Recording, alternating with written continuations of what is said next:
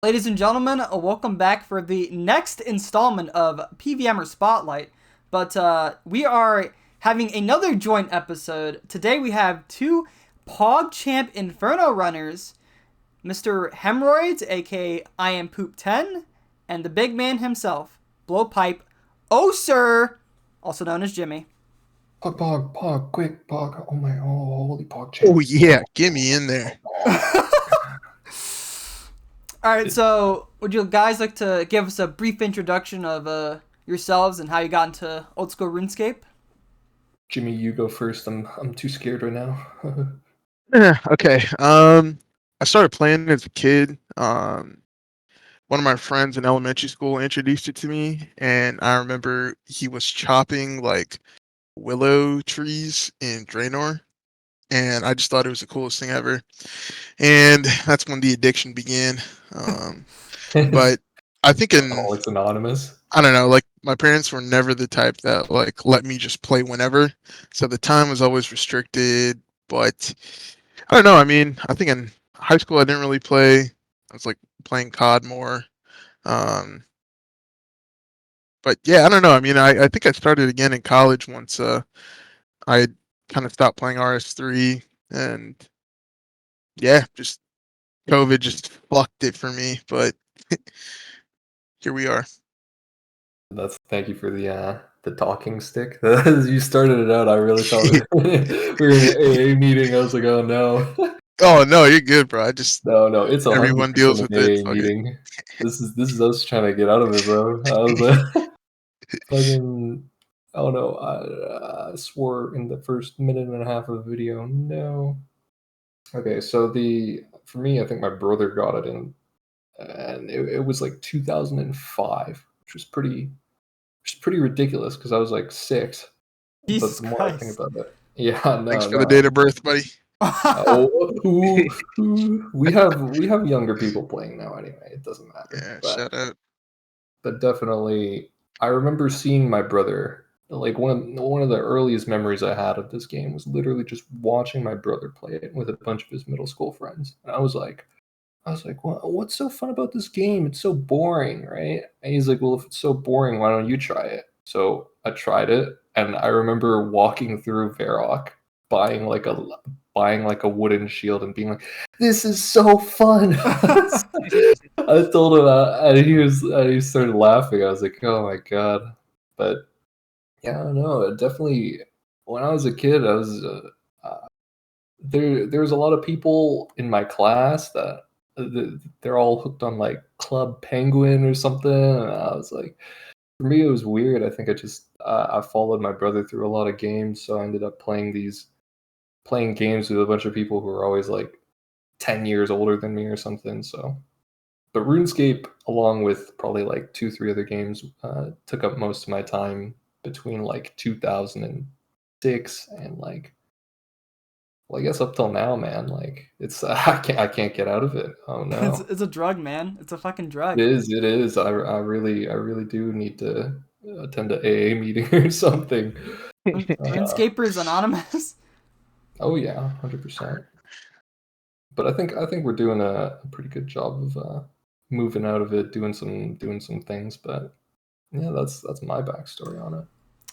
Speaking of things, what have you guys been up to lately? Since I feel like I haven't seen you guys as much these past couple of weeks. But yeah, I'm just kind of curious. What have you guys been doing nowadays? You want to go first, or should I? Sure. I mean, dude, I'd say I'm pretty burnt, but we can get into that later. Um, just been grinding work and focusing on the gym and just health and everything. But Right. I got no complaints. I mean, life's good. Oh Life's good yeah. when your RuneScape is controlled. Oh yeah. Yeah. Oh yeah. 100%. Definitely, on my end, I'd say the past couple months I've been I'd say the last time I was consistently streaming was the Tizhar World Series. We ran a big event, but got some of the best Inferno runners, a lot of content, a lot of fun. And then I realized I had to make the video for that, and generally, I think I have a pretty good eye for directing, but in terms of my actual editing skill, let's just say I'm not the best. So whenever it comes to those things, I usually run into some sort of creator's block, and then that makes me feel like it's gonna take forever. So I've kind of taken time off just to do some stuff in real life. I've been looking around to branch into some different jobs. I've been meeting up with a bunch of old friends, and I've actually been trying to do calisthenics myself for the past couple months. But I could have, damn, honestly, things, yeah. I mean, things could be going better because I had a couple jobs that I wanted to pick up on, but let's just say we didn't get a call back. But definitely, I think we're making some pretty cool moves because I'm picking up some new motivation to make up for where I've just kind of felt streaming has been, well, not just streaming, but content creation as a whole is just kind of been lackluster. I didn't really feel like I was learning anything. So, but definitely, I think no real complaints. Yeah, pretty good. All right. I guess we can move on to the next question, which is, what is your favorite moments from your own streams? Oof. Does it have to be like a stream or like can it be like a video or something? I guess either or, but like from your own content, I guess. Okay. I mean, if I you have mean, one, yeah. fuck, dude. That's a good There's a question. lot to go through, right? It's like, Yeah, I yeah. mean, I think one of my favorite moments early on was me killing Vorkath on my iron, and I think it was like my 7th or 8th stream ever, and I thought it was a good idea, and I was like wooks walking, and I died. And at the time, like, when you just start out streaming, it's only the boys, and it was a funny moment, but I just remember screaming and like yelling at Lopsy, and it was I think it was one of the clips that I certainly remember as being a trademark Jimbo rage moment. So that was fun. Doing I those. don't know. I mean, I guess recently, I'm not sure. I mean, I think any clip of me fucking raging and molding is always fun to look back on. I definitely just laugh myself. Um, but nothing really in particular from my own content. No, that's super hype though, because like I think a lot of people take things like a little too serious, but the ability to look back on something and just kind of it's like, oh, like, yeah, I was pissed in the moment, but really it's kind of funny. Yeah. Like Like, it's I'm not never too actually serious. angry or Yeah. upset at the game, like, at the end of the day, I just fucking turn the game off, right? And go do Yeah. whatever else I need to. But Because you never know. Some people can't have that balance, and it's just like, damn, man. Like, but it's a good ability to have, and at the end of the day, like I think I'd much rather go through experiences like I'd rather have the roller coaster of emotions that you go through rather than just like playing it slow and steady and like everything's just kind of normal, right? Like, yeah. I like the big variance. I think for myself probably I don't know if I'd say it's like my favorite moment, but definitely I think the single best sort of event or achievement that I ran was the first high risk Tob tournament because That was that was crazy, man. yeah, it was an amalgamation of effort from so many people doing their best, so many cool hype moments, people coming together just to really enjoy something that oh, I should probably move my mic. Just to really enjoy something that was uh, truly entertaining. Because I mean, like that's kind of the whole reason I started streaming was because one of my good friends literally said, because I used to do all these dumb ideas that I do on stream are all things that I used to do off stream too, right? But I just did them with my friends to have fun. And then one of my friends was insanely generous, and he was literally like, dude, like you could make it as a streamer. I want to see you bring this to more people. And I was like, well, dude, like I'm still a student. Like I'm not trying to put money into this, right? Like it's just I'm happy to just do some dumb shit with you guys and have fun. He's like, I will literally buy a computer for you that will let you stream, because I was playing off my dingy little laptop on a coffee table back in the day. And Holy shit. Yeah, so he's like, I will literally buy a PC for you, and if you want, like, if that will be the thing that starts you streaming, I believe in you so much that you can do it. I was like, holy Damn, fuck! that's I a mean, great like, friend. That guy's a yeah, fucking like hero.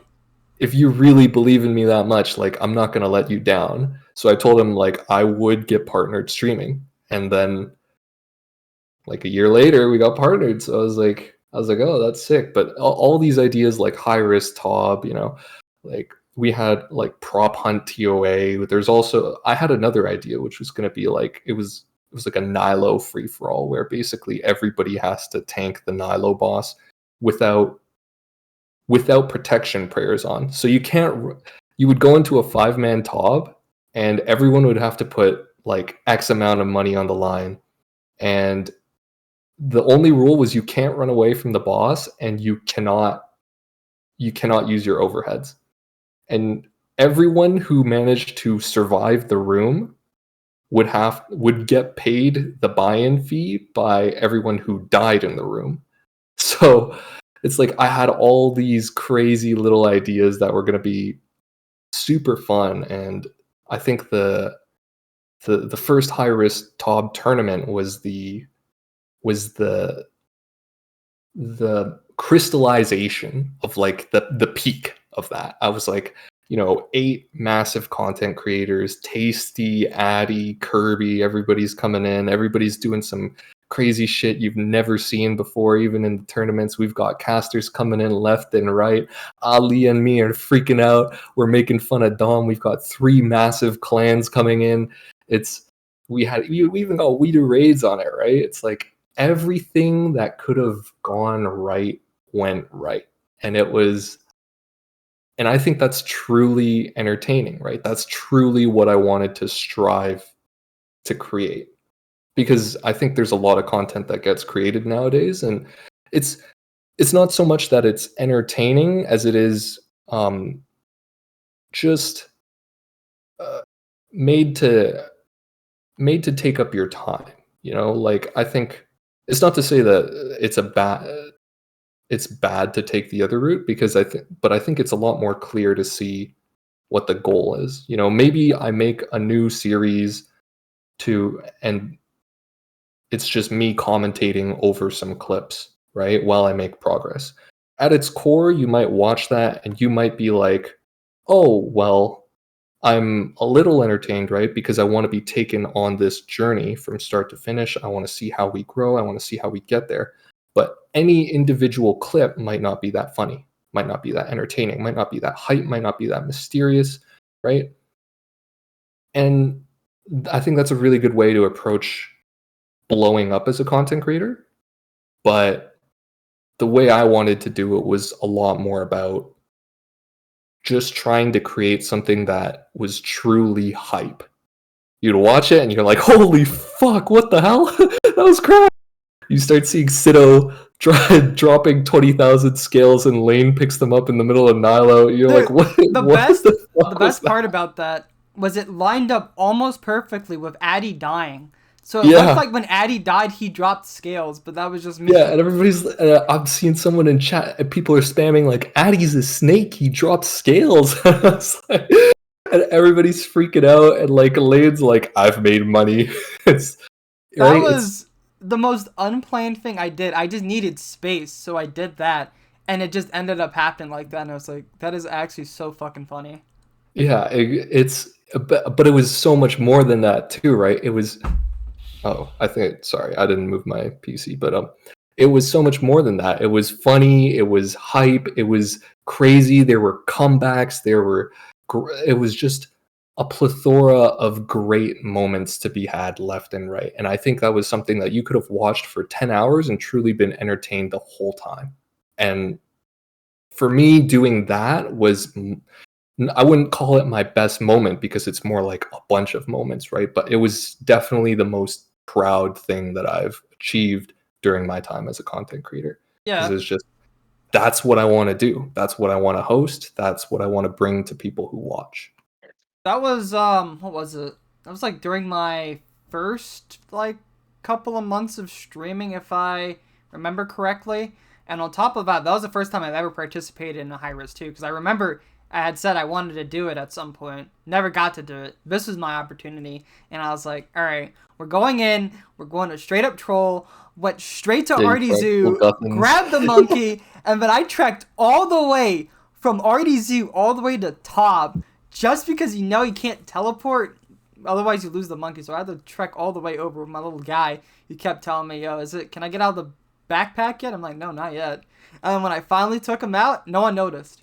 No one noticed, except a couple of people, but no one noticed. I was like, fuck. That was really funny because I noticed it on the watch back, but definitely I remember you all went into Maiden and it was so chaotic, and when we finally did the interview, you're like, yeah, well, did anyone see the monkey? Why is there a monkey? And no, not a single person remembered asking a chat full of 1,000 people. Everyone's like, monkey? What monkey, right? But it's you can never tell what's gonna happen in something like that. And I think that's what makes it cool. I think that's real entertainment. So. Oh yeah, it was some of the best. I loved everything about that tournament, and it was a pleasure to participate and troll my ass off to give everybody a good laugh. I might plug real quick. If you didn't see the highlights, check out that I did upload highlights of that tournament. Although it's you can't actually, no way, I did upload the VODs, but still it's definitely an experience to be there live and in person compared to just watching it back on the VOD. But I'm very happy that I managed to host that. I think if I were to pick like my favorite moments from both of your streams, in Jimmy's case, his would be he was doing solo CM. I don't remember what exactly happened, but like the next thing you hear is just like cables flying and just like loud noises. The stream stops. And then all I see is just all the Twitch chat just screaming LOL, LOL, OMG, what the fuck just happened? And then shortly after, he's back live.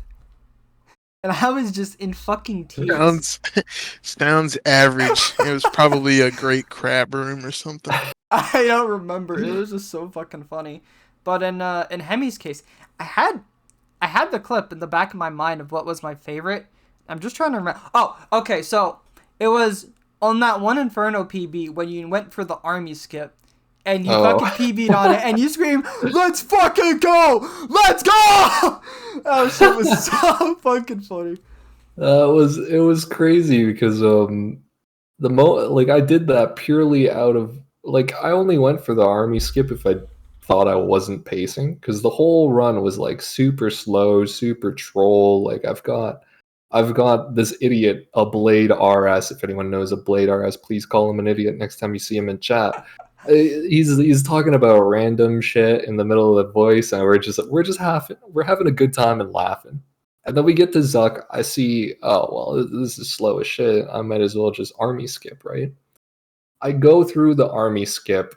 I don't even know what's happening in the middle of it because it's like there's so many things I'm paying attention to. I'm looking at the ranger. I'm trying to not misclick these healers. I'm trying to brew range pot while I attack Zuck. I'm flicking Jad mage range, dodging healer balls.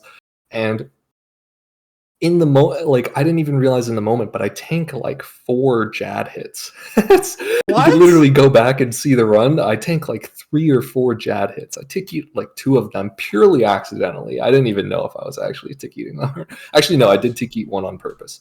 But I was like, what the hell is going on? I didn't know what I was taking damage with because there's so many things to focus on. And I actually get the kill and I'm like, okay.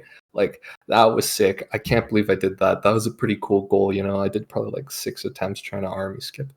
And I don't realize that it's a PB. So I look down and I see, like, my first reaction, you can initially see it. It'll go like, oh, that's sick.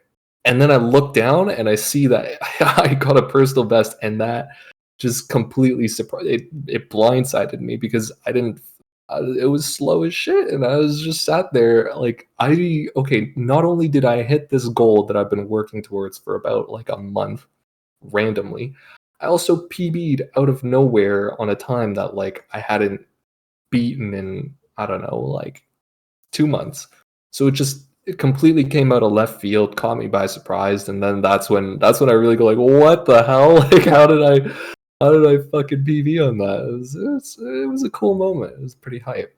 There's not that many times where I actually like freak out about RuneScape, especially, well, nowadays at least. Maybe when I was like a kid.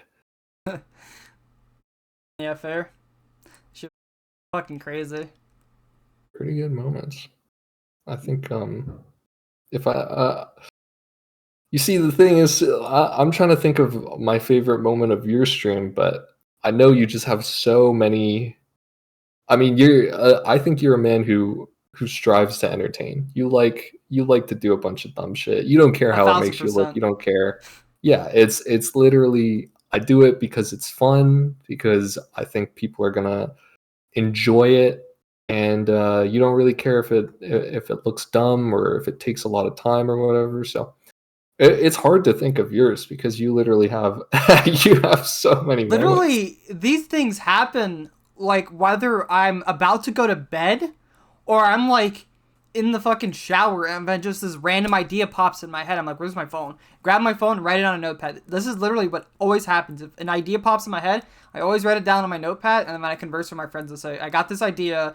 I'm thinking about doing a stream in a rat costume, or I'll spoil this one that's coming up. So for the charity stream, I wanted to do like those like animal documentaries of like Attenborough, right? Those type of videos. Yeah. I was gonna do that. I was gonna go to Top 416, and I was gonna have Piers documenting the whole thing as if it was like an Attenborough documentary, and he's gonna do like the whole accent and everything. I was thinking about getting like a safari costume, and I was just gonna go into the fucking 416 run and like subtly troll them. Like if I see a potion on the ground, I'm gonna empty it.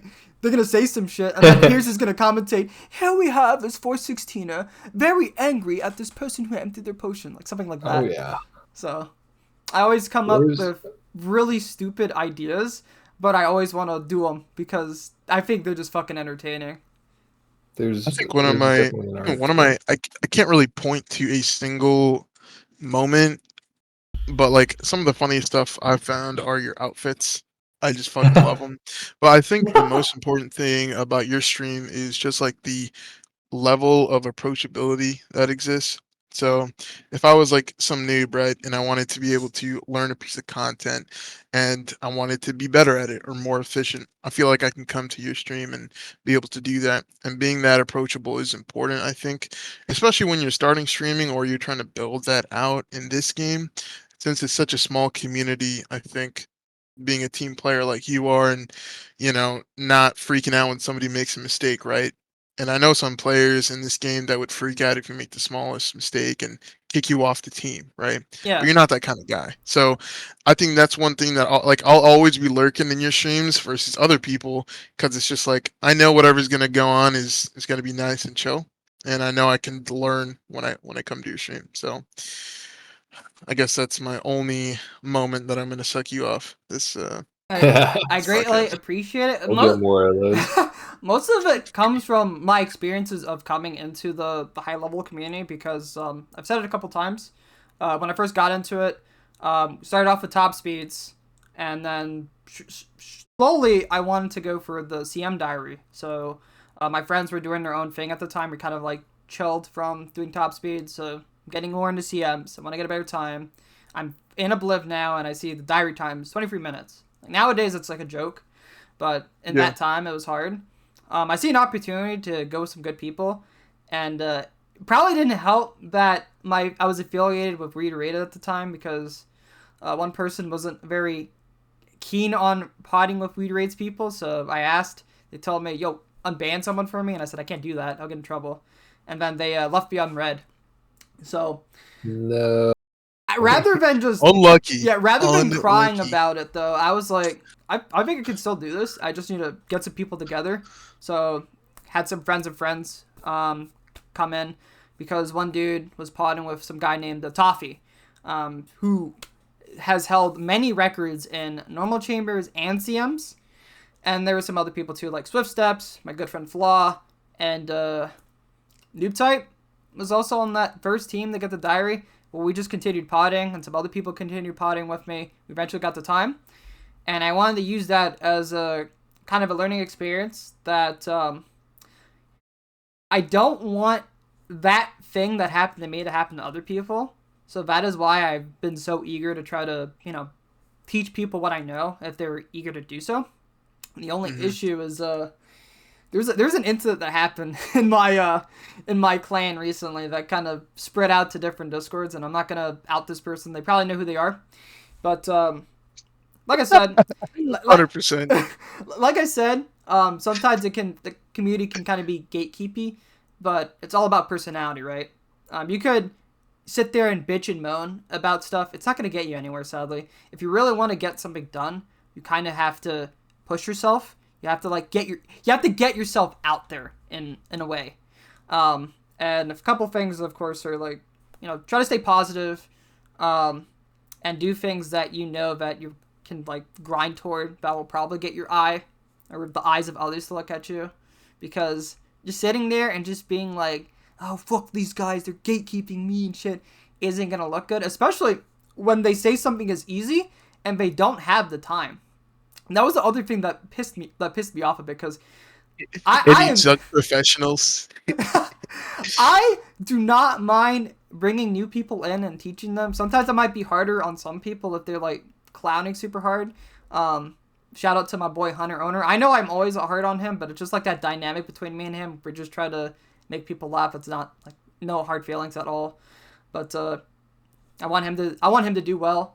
But yeah, it's just important that you don't say something is easy when you don't have the time that is quote unquote easy, because you're gonna be looking like a fucking clown if you do that shit. That's stupid, bro. It's fucking stupid. Crazy Hunter. Still hasn't tried to beat me in Minesweeper, by the way. That crazy guy told me he would, and then he never did. What? It's like a year overdue now, man. Where you at, Hunter? Fucking Hunter, bro. He's Kind of reminds me of people who backseat first capers. Oh yeah, and it's it's super. I mean, I'm not gonna call him out, but there's one individual who was backseating somebody going for their first cape, and I'm just kind of laughing because it's at the end of the day, it doesn't matter if you know the content better than someone. Someone's just going live to have fun, and if you're just gonna dog on them, dude, try to put your energy somewhere else, Yeah. But yeah. I mean, I think that kind of leads into the whole thing about being a content creator in general, which you kind of alluded to earlier, Sido, with the whole how much you think about content outside of it. But I mean, I don't mean to be the whole this is harder than it is, because don't get me wrong, it is, if you can make a lot of money doing it, it is certainly a blessed job to have. Oh yeah. But definitely there some of the prevalent issues with it is definitely how much it follows you home, mostly because it's maintaining a work-life balance, for one thing, where you're talking about I'm thinking about it in the shower. It's I think the way you thought about it was yours was pretty well adapted, because you kind of just did it as a hobby. But definitely it's one of those things that I'm cooking something to eat, and it's eating away at the back of my mind, because it is purely commission based, right? For the brief time that I decided okay, I'm just going to work on this full time, nothing else. It's all your time to yourself is not time to yourself, right? It's time that you're spent if I'm not live, I don't make money, right? Everything is commission. So when it's right next to your room, right, the first thing you'll be cooking, and you'll be thinking about what's the next piece of content. You'll be taking a shower, you'll be thinking about who's the next person you need to collab with. You'll be trying to watch something for leisure, and then the first thing that'll happen is but I haven't got this editing out, or I haven't maintained a daily schedule, or I haven't set out to network with more people or push out a new video, or like something will be super time constrained. And it's not so much that any single individual event is that stressful. It's more so that it chips away at the back of your mind. And you might be able to endure that for like, maybe you can endure it for 6 months. Maybe you can endure it for a year, right? But are you going to endure it for 5 years, 10 years, 20 years, whatever it is you're hoping to get out of it, right? It's like I looked at that and it really, I kind of understand why so many people say like, look, I'm not in a good mental position right now. Like people meme Sick Nerd all the time for not being like in a good position, saying he's like, I'll get better, and then he doesn't go live or something. But I do think it's a real, I wouldn't call it a problem because it's something that you sign up for, right? But I do think more people need to be aware of just how some of the weird things that come along with it, because at the end of the day, most of the time, the grass is always greener on the other side, right? Like some people want to do this, and then those people want to do your thing too. And the thing that Jimmy talked about is great too, because you'll get these weird people who come on and just their whole goal is to spend their energy like trying to downplay someone's achievements or talk shit to them or flex on them, right? And you get that so much more on Twitch. It's crazy, right? Like the amount of times someone will just come in and try to like just out of nowhere just try and like someone gets an achievement of their own, right? And it's like, oh, like I doubled my bank today, I'm really happy, and you're happy for them, everyone's happy for them, their community's happy for them. And then someone will come out of their way, well, I made more money than you today. It's like, what? No one asked, right? I also think like it's sorry, I didn't No, let you go finish. ahead. Yeah. I was gonna say I think it's important that unless you are the top, like top 5, I think you really have to be realistic in pursuing streaming full time. Not gonna dog on anyone, but I've seen plenty of people claim on like Twitter, I'm going full time, and it doesn't work out. And I'm happy that they tried that because they deserve to know if that lifestyle and the way that the income is, if that's going to be um, if that's going to be reasonable, if they can still operate their day to day comfortably. And the truth is that for most people it's not going to cut it, and that's okay, right? Like Yeah. it's okay to realize that, but it's okay to do, and it's good. It's a good experience to go through. But I think a lot of people are disillusioned that the top streamers haven't committed to streaming for 7 years, right? Like Foe started streaming for a long time. Mr. Mammal's been streaming for a long time. Like a lot of people will say, "Oh, they're they're terrible players." Shit, I'll say most of the top players are ass at the game. Yeah. But that doesn't matter because at the end of the day, it's the kind of community you build, and they've put in an insane amount of time that nowadays, with the cost of living going up, inflate, all the random pressures that you face in day to day, you really got to prioritize and figure out if going full time is for you. And I think for almost 100% of people, it's just not it. But I think it's something that if you find is fun, you should absolutely pursue and see it. And I think if anything, it puts into perspective how much the top 5 to 10 grind and are consistent. I mean, I think I would say I'm a decent player. I wouldn't say I'm the best at anything, but I can't even play for more than an hour and a half or 2 hours on stream. And I know Hemmiez goes live for 9 hours. I know you go live, Sido, for like 5, 6 hours on average. And it's insane to me that you guys are able to do that and keep, and be entertaining and be playing at a high level and interacting with your chat. And those are 3 things that I can't do for more than an hour, 2 hours. So I definitely respect people who pursue that full time. But I think it's important to be realistic because at the end of the day, if you're making fucking $300 a month, you're not living on that. You're not. Yeah. And if having a family or like growing with somebody is a priority for you or will be a priority for you, that's just not going to be possible on $300. No. So it's something you got to weigh and be realistic about. But I think if it's something you want to do, you should absolutely try it out. I think it's a good experience. No, 100%. Like I think a lot, like I remember when Sicknerd specifically was going through his he had a phase where he was getting dogged on a lot by a lot of people who were literally saying, and it's the same thing when Wooks published his thing, basically accounting for how much most of the Oh other yeah. streamers made, and people were like trying to dog on like Sick Nerd and stuff, and they're like saying, "Look, man, you're so lazy for doing this." It's like, why don't you get a? Well, he's one of the few people who actually does make a real job, right? But like, you can tell there's a lot of people who were flaming them literally because they wanted to be in their position of quote unquote just playing games and making a lot of money, making a 6-figure salary just playing games.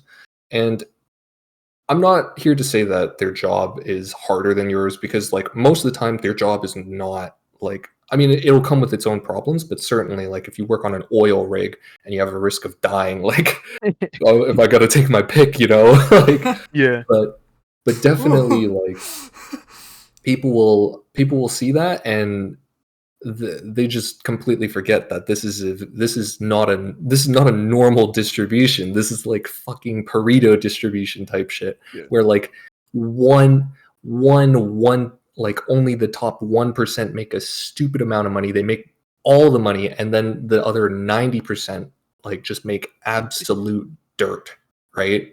It's like, all, I'm happy to say it now, but like the only reason I could go full time for a little bit was because I had a sponsor that was paying me a lot of money, right? Yeah. Otherwise, it's like you have to put in some serious hours, you have to put in some serious energy. And I don't mean that in just like, oh, like work hard or whatever. It's like there are a lot of streamers that I watch in the PKing sphere that I truly admire, because they have that ability, that tenacity to go live. And because you said the same thing about me, where it's like I can go live for like 9 hours and I can like maybe play at some level, or it's like, Yeah. but even then, like I can definitely feel my energy start to sap. Maybe I'm accommodating to the first 6 hours, but like by the end of a couple hours, like sometimes people start saying stupid questions and I just can't be asked anymore, because it's like, to maintain a high level of energy, a sense of welcomeness, everything for the whole time you do it, all the time, right? And then you look through their things. Okay, so maybe someone holds 2K sub count for 1 month. Great job, right? You've held a good sub count, 2K subs. That puts you in like the top 1,000 streamers on Twitch out of like 6 million, right? How much do they make in a year off of 2K subs? Literally 60K? that's 60K, and you haven't even like considered tax, right? You haven't Yeah. even considered. So it's like now you're grinding at 2K subs full Yeah. time in, let's say, America, or like in Yeah. the US. I mean, that is just fucking expensive, And they like. Yeah, put in on top of work. the facts, like, you're making that money, but it's not a job, so you're probably not getting benefits. That's one thing, right? Yes, being self-employed, I figured that out myself when I got hit with my tax return. And I was like, oh, like even with a home office, even with this and that, it's like I still had to pay a lot more than I was expecting back. So I was like, oh, okay, well, yeah. I mean, it comes with its own things, right? You got to pay, but there's a I think lot of I don't know. I don't know how it was for you, but I only started streaming like really when COVID happened. So I do yeah, think one of the benefits was being able to see and to meet new streamers in the beginning of 2020, and then now seeing them as like staples of yeah, the OSRS section.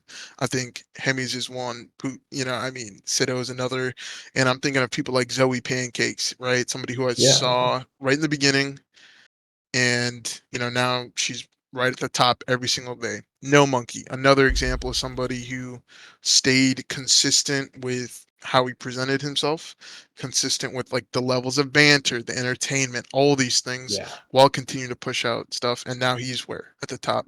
And I think it's easier to watch Twitch and to watch these streamers and support them, whether it's a sub or like a donation or whatever, if you've seen them since the beginning. Oh And yeah. it's like, it's just like it's just history. So I think there are a lot of good streamers. There are a lot of streamers that I've seen that haven't streamed in the last few years, and I really wish they would. But I understand that life lets you prioritize things differently, whether it's forced or natural. So 100%. Some of them, like No Monkey is also someone I admire for that exact same reason. It was like the ability to, because I mean, he always complains about TOA's flaws and stuff, but it's like, Still with doing that it. being said, yeah, bro, he was a fuck person. TOA. I'm gonna say Yeah. it right now. Still doing Even it.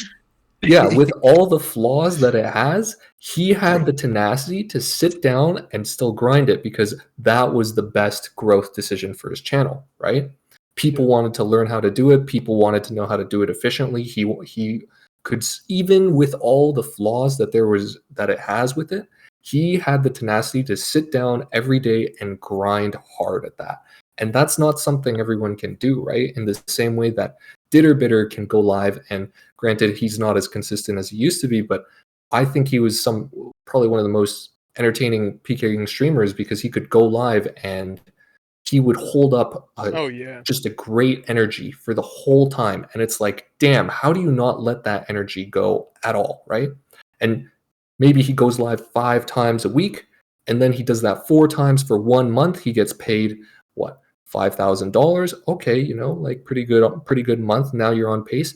Do that 12 more times, and you've held 1 year where you made 60K. Now, granted, like this is underestimating now that, because obviously Ditter has a YouTube, Ditter has sponsors, Ditter has ad revenue now because of Twitch. So it's like now he's making a lot more, and I respect that. I think he definitely deserves it for how much work he put in. But it's like, what the hell, right? Like I look at that and I'm like, I admire that because I couldn't do that. It's like, holy shit, like you put all that in, you lasted 1 month, then you did it 12 times to last a year. It's like I would burn out. Maybe I last 1 month, maybe I last 2 months. I'm not lasting a year, I'm not lasting 3 years, I'm not lasting 5 years.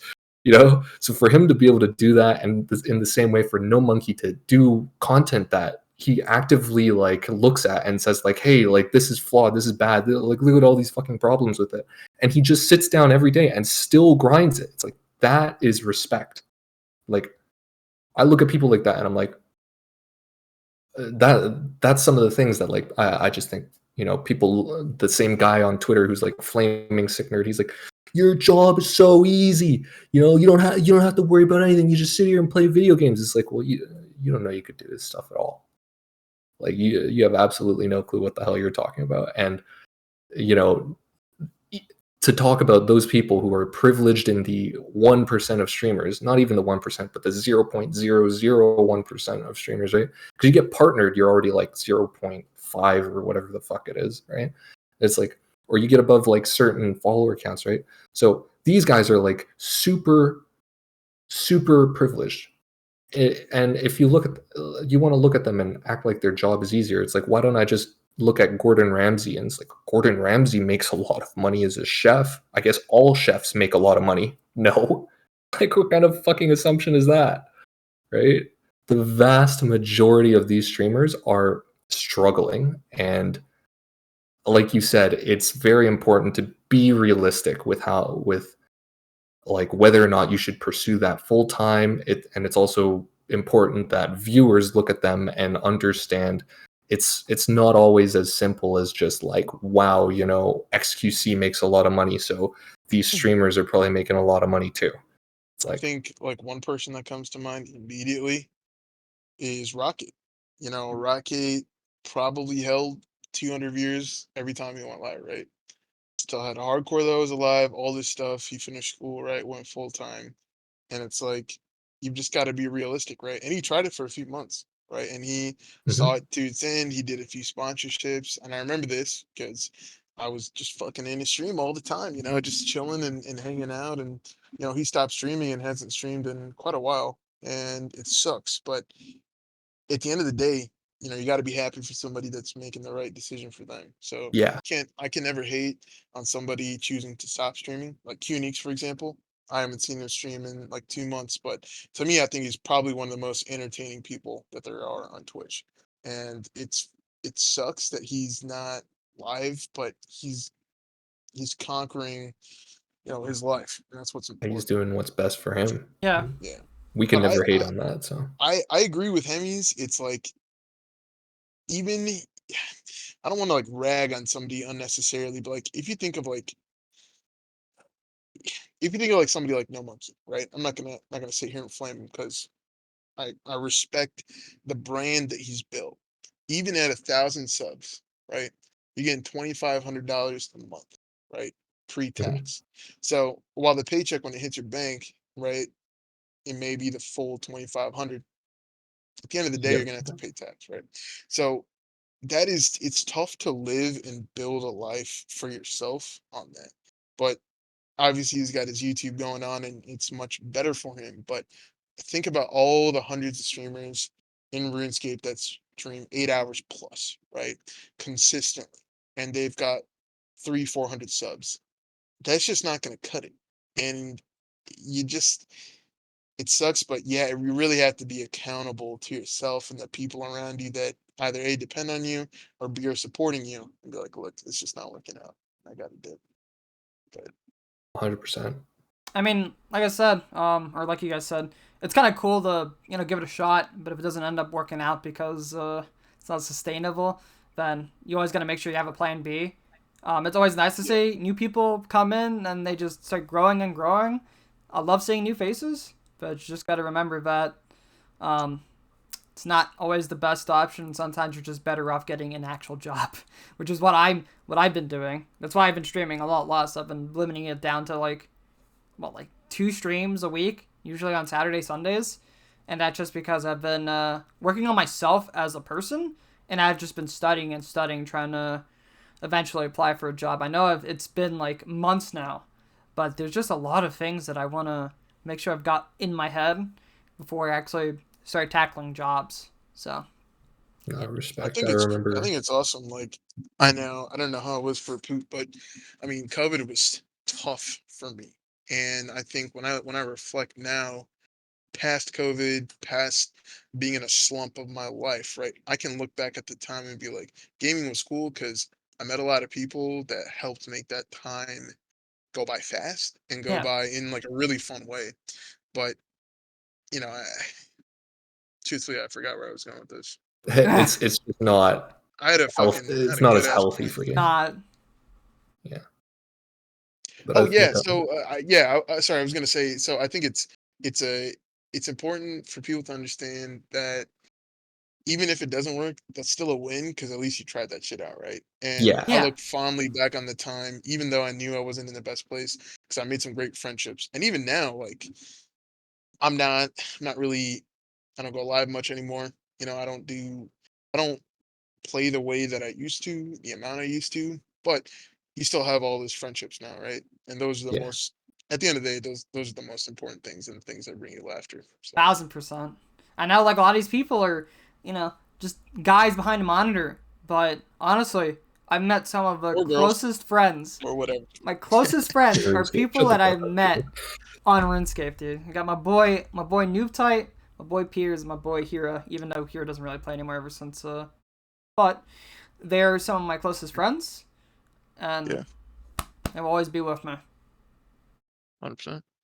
I think that approach is, I mean, that's something that I think a lot of people really overlook as well. Like it's the same thing with school these days, post secondary. Like I had a lot of friends and cousins who felt like they were buying their degree, and I think that's a very poor way to look at it. Or even if they get like a, let's say, an unconventional degree when it comes to like looking for jobs, right? It's like, well, you shouldn't look at university as like a piece of paper, right? You're spending 4 years of your life, right? You get out what you put in, and you should therefore you if you just want to buy it, if you would just want to buy that piece of paper, that's what you're going to get. But you should look to spend it, you should obviously look to spend it a lot better. And in in that aspect, like you described, there is a price for information, right? There's a price for closure or knowing that you're going to have it. And it's like, sure, maybe I spent this time playing RuneScape over COVID and it didn't work out that well, but or maybe you spent this time like streaming and figuring out that it wasn't for you, right?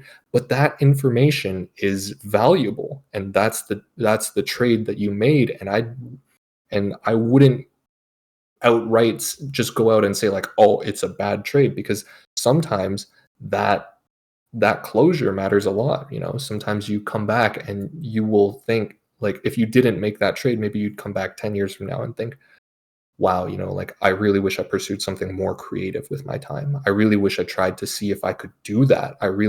Maybe you learned some underlying skills in networking, or just understanding more perspectives from people that you met, right? There's value to a lot of these things that you learn, even if you're not initially expecting it.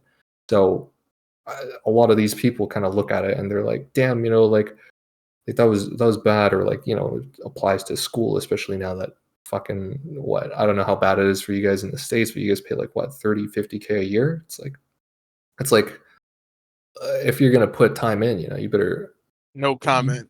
But yeah, yeah, it's fucking expensive, man. Right now I'm sitting in about 30K debt, and they're gonna start charging me next month. Oh, wait, well, 30, aren't you graduating? 30K debt is not that bad. Yeah, I already graduated. Yeah, okay, well, that's not that bad. All right, shut the fuck up, Sido. You're fine, bro. What the hell? 30K? I know. Listen to this. No, listen to this, okay? I could have went out of state, and you want to know how much it would have cost instead? That shit would have been... Huh?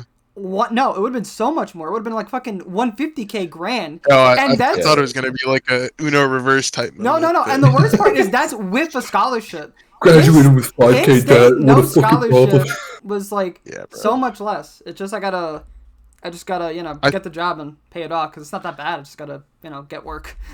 I have a bit of money saved up from streaming and just my prior job, which was at an Olive Garden as a to-go specialist. So holy fuck. Yeah. How many breadsticks did you dump in fucking orders? Holy. A lot. I dumped a lot of breadsticks. But yeah, I just need to get a job, and then we work on paying that off, and then we're good. And then eventually looking toward moving out of the house. Big moves. Bro, because don't get me wrong, I love living with my parents, but it's just like they spoiled the living shit out of me over these years. Like, they spoiled me too much, so it feels like I can't even function as like an adult. I feel like that's fair. I'm learning how to become an adult. Hell, I had like this kind of I took like a break from streaming for like a week, like a whole week, and that was just so I could take some time to just figure out things I want to do. Like, one, I needed to figure out the whole, how much time do I want to spend studying?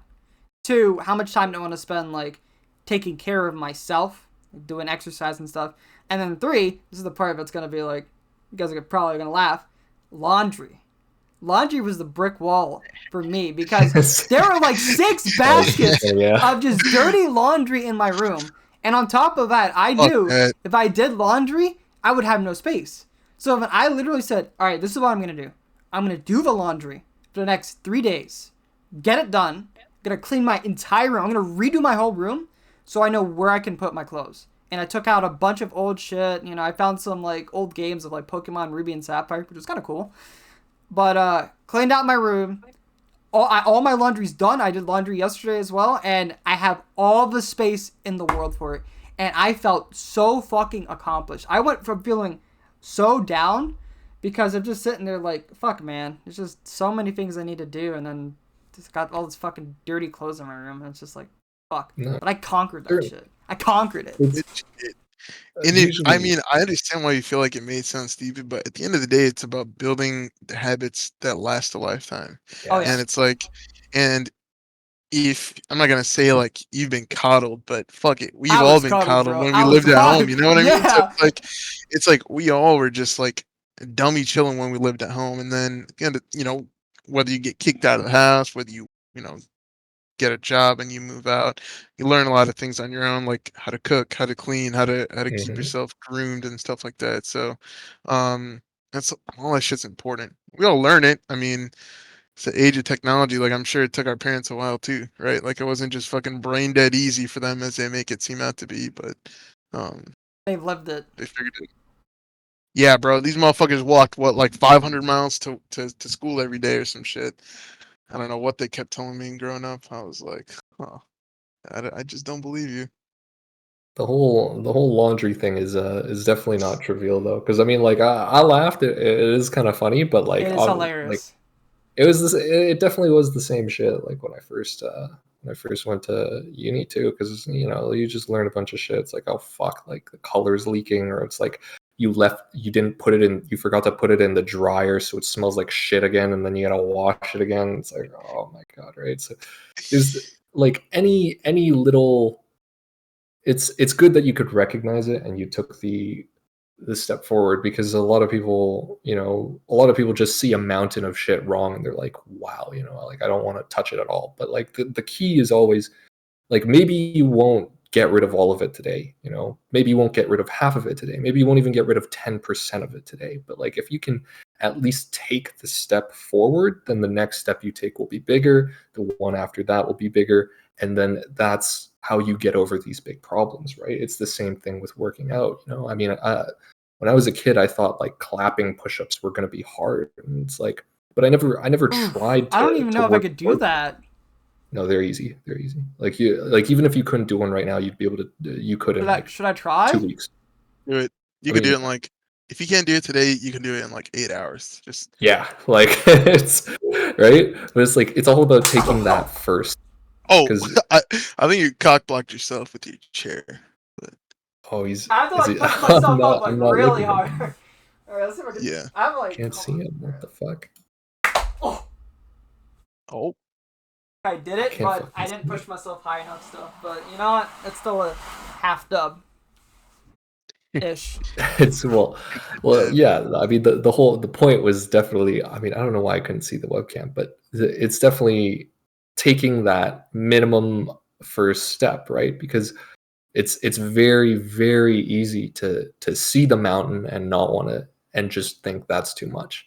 But if you can just take one step today, it doesn't even have to be a step. It could be half a step. Maybe it's just looking in the direction today, right? But tomorrow you can do more, and you'll be stronger the day after, and then you'll be able to do more the day after, right? And so for big problems like this, even if it's something as small as like, wow, I don't know how to do my own laundry. It's like the fact that you could acknowledge it and then break it down and then do it is, do a year of that, see where you are a year from now, right? You're gonna be fucking crazy. It's like, you won't even imagine how far you've come in a year. Yeah, all I'm saying is a monthly laundry is dead. Weekly laundry is now. Monthly laundry, wait. that was how it used to be. It used to be fucking monthly and just all those fucking baskets. And I just said, how many clothes do you have? A lot. I have a lot. It's disgusting. Dude's got a fresh fit for every meal. Yeah. It's like, so bad how much clothes I've got. And the thing is, I haven't really grown that much, so a lot of it fits. Hell, the worst part is like, since I started exercising, a lot of my pants started like becoming loose, so I always have to wear a belt now. It's fucked. Hey, that's a good problem. Yeah. Take those. It is, but I was already a skinny guy beforehand, but now it's just like, I felt like I lost my ass or something. Like my ass just said peace. Well, it's better because you put that's little assless chaps foreplay going on. That's my favorite RuneScape stream. Holy. But that's my favorite RuneScape streamer. Holy. Pog. But you will have you'll just put the weight back on later when you start eating more, because you're gonna get more hungry and it's gonna be better. Oh yeah. But we got a little sidetracked, but I didn't want to I didn't want to gloss over this, but definitely, like, I know we were like kind of shit talking streaming earlier, but if anyone's trying to look into becoming a streamer, I don't want them to be like discouraged about it, because I think what we said largely applies if you want to treat it as a career. But because I think there's, as with any job that looks easy on the outside, you're gonna get a shit ton of people who just want to do it because they're lazy, right? I don't want to get a job. I'm lazy. I'm gonna do this. Yep. I don't want to build up a skill set or network with people, so I'm lazy. I'm gonna do this, right? But there is a good subset of people that aren't doing it because they're just lazy. They're doing it because they genuinely like it, because they have something they want to get from it, because like it doesn't even have to be some noble goal, like trying to impress someone or trying to impress a company or trying to build a legacy for yourself, right? It doesn't even have to be something like that.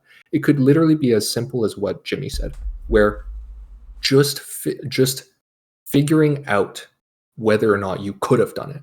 That can sometimes mean a lot in the long term, because it's, well, as the saying goes, right? It's like, I'd rather regret what I did than regret what I didn't do. If you maybe you really think you could have become a streamer, right? But you never try it, and 10 years, 15 years from now, you look back and you're like, wow, like I'm pretty sure I could have done it, but I can't try anymore, right? And maybe you Yeah. come to regret that, right? But just the closure of knowing I tried it, I did it, or maybe I didn't do it, whatever happens, right? At least I figured it out, right? Your reason could be as simple as that, but as long as you're not doing it out of laziness, I would still strongly encourage that you at least try it out and learn, right? Because Yeah. it got a bad rap. It might have a bad rap from me and Jimmy just talking shit about it for like 10 minutes. But I mean, I think it's important to understand that I feel like it's a we're very like realistic we're not. perspective. Yeah, we're not. I mean, I would say I don't think either three of us, I think it's the right word. I don't think either three of us are saying that you shouldn't do it. I think we're just saying you have to be realistic, because yes, without realism, you'll just be disappointed. Yeah. Now, if you're doing and my opinion always is it should start out for fun. hmm Just out Do it as like a it should hobby, start because out that's what as I'm doing right now. I yeah, like it as a hobby. exactly. And I found myself like when I became eligible for partner that I was changing how I streamed. When I streamed, I was looking at the analytics stuff, realizing like, oh, like this is the best time to go live. And then I'd be like looking at Twitch and seeing who's live for Inferno, like who's live doing Inferno, yeah, and trying to gauge the current, I guess, Twitch climate for that night. And it's like, if you ever find yourself doing that, you just need to step away. And and I'm really thankful that I was able to recognize that quickly, because I think I did it like maybe like once or twice, and I was like, this is just not it. Because now when I go live, I'm not having fun at all. Because now I'm worried about what viewer count. I'm worried about yes, all these things, and it's like, and then you have to have a real conversation with yourself that's pragmatic, and you're thinking, oh, I'm stressing about streaming, something that's not my career, that's not my job, that's not helping me become better or healthier or anything like that. So those are just things to be aware of. But yeah, I mean, I think it's fun, and I'm glad I tried it. I'm glad I tried to get partner. I'm glad I met those stats, and had the support of all the friends that rated me or fucking bared with me as I tagged them in general chat with me going live over the last summer. Like I know it was obnoxious, but it's I don't like give a fuck about to tags to, to, Do anyway. what you to gotta know do, man. that people support that, it's a good feeling, and I certainly don't regret not getting partnered, because at the end of the day, I was realistic with what I wanted from my life and streaming, and just didn't match or overlap. Definitely, people just be realistic with it. Don't if you are doing, you should start with fun, and if you're not having fun anymore and it's becoming like a chore and it's just becoming AIDS and you dread it instead of looking forward to it, it's like it's not for you. Like most of the people, especially when you include all the things that we were talking about earlier, where it's like, it more, you you have to deal with more people who are going to criticize you. You have to deal with less pay than you're probably going to get doing a regular job. More streamers tend to be susceptible to like mental disorders and stuff. It's like you're just constantly in a bad People are climate. always going to say shit about you, Yeah. whether it's online 1,000%. or in person. But the stuff online you can always go back to and see, and it's all there. Yeah. But I mean, uh, sometimes people just pull up to my chat and they just, say straight up facts about my fucking hairline. When I got that haircut, it was the worst shit ever. Or they just talk about my giant ass nose. I mean, hey man, it's just genetics. I got it from my mom, but this is the nose I got, and I can't complain. It lets me sniff out the rats. You feel me? felt that had to be dumb as shit. But overall, if you want to stream, fucking do it. We'll be here to support, but be realistic. Treat it as a hobby, and at the end of the day, just make sure you're happy doing it, because don't do something you're not going to be happy with. You don't want to like get on and just feel sad, or feel forced, because it's not fun. It's not worth your time. I know people, if it ever gets to a point where it's like a job, you want to ideally have a job that is fun. Sometimes people do jobs to make ends meet and they hate it and they're miserable. But if an opportunity ever shows itself, it's a job that you know you can enjoy, you should do that. I do think I do think that's a bit of a, I mean, I don't know. We're not even talking about RuneScape anymore, but I think it's a fucking, I do think it's a stretch, because definitely as a kid they always try and tell you, like, pick something you love, right? And it's like, well, you got to be in a really fucking privileged position to find something that you love that will make you that money. Yeah, work is usually just gonna be work. You're not gonna love it, but you want to find something that it's just like, you could do it and not be, I mean, I want to take a more sort of nuanced approach to that, in which you, like, I'm not saying just kind of say, just throw it up to the gods and say, like, I hope something I can tolerate becomes my job. But, like, there's definitely some steps you can take into analyzing what might work for you, right? So maybe, like, I mean, the simplest way to look at it is just, like, look at your own personality, right? Are you introverted? Like, if you're introverted, why the fuck would you ever want to be a streamer? You have to talk to 1,000 people every month. 1,000 new people. There's gonna that means you're gonna get a 1 in 1,000 creepiest guy there, right? Especially if you're a girl, that 1 in 1,000th creepiest guy's gonna fucking suck, and he's gonna ruin your day, right? Why would you ever want to expose yourself to 1,000 new people every day if you're introverted? So it's like, that's something that you might filter out in your job. So maybe I also feel like, just before I fucking forget my own point, I also feel like that's an interesting take that I will disagree with, because when I look at streamers right now, I think there are so many of them that are so incredibly introverted in person, but being in a streaming format and creating not a barrier, but a bridge between the way that they interact with other people allows them to explore being extroverted more, which I think is good, and I think that's important, and you need that socialization. But I do agree with your point, Hemmiez. If you feel like, if you're not somebody, and I think this is more about like criticism or like banter or like attack, and that has way more to do with things like self-confidence and, I guess, grit, right? Way more than it has anything to do with if you're introverted, extroverted. That's going to matter more. Grit is going to matter way more if you start out streaming, because you have to be able to get the occasional, moron that decides to chat shit in your stream and try to get under your skin because it's fun for them. I don't think being extroverted or introverted matters for that at all. That's fair. Yeah, I mean, definitely. I'm one of the most introverted fuckers on the RS platform, dude. But I always try to talk to the homies as much as I can. I love talking to people on the stream, but maybe it's just the fact that it's not people I'm talking with IRL, or just the fact that I know that there's something I can talk with people about, because what are we interested in? RuneScape. That's a topic I know that we could talk about, like me and Chad could talk about for like so long. So that helps big time. Yep.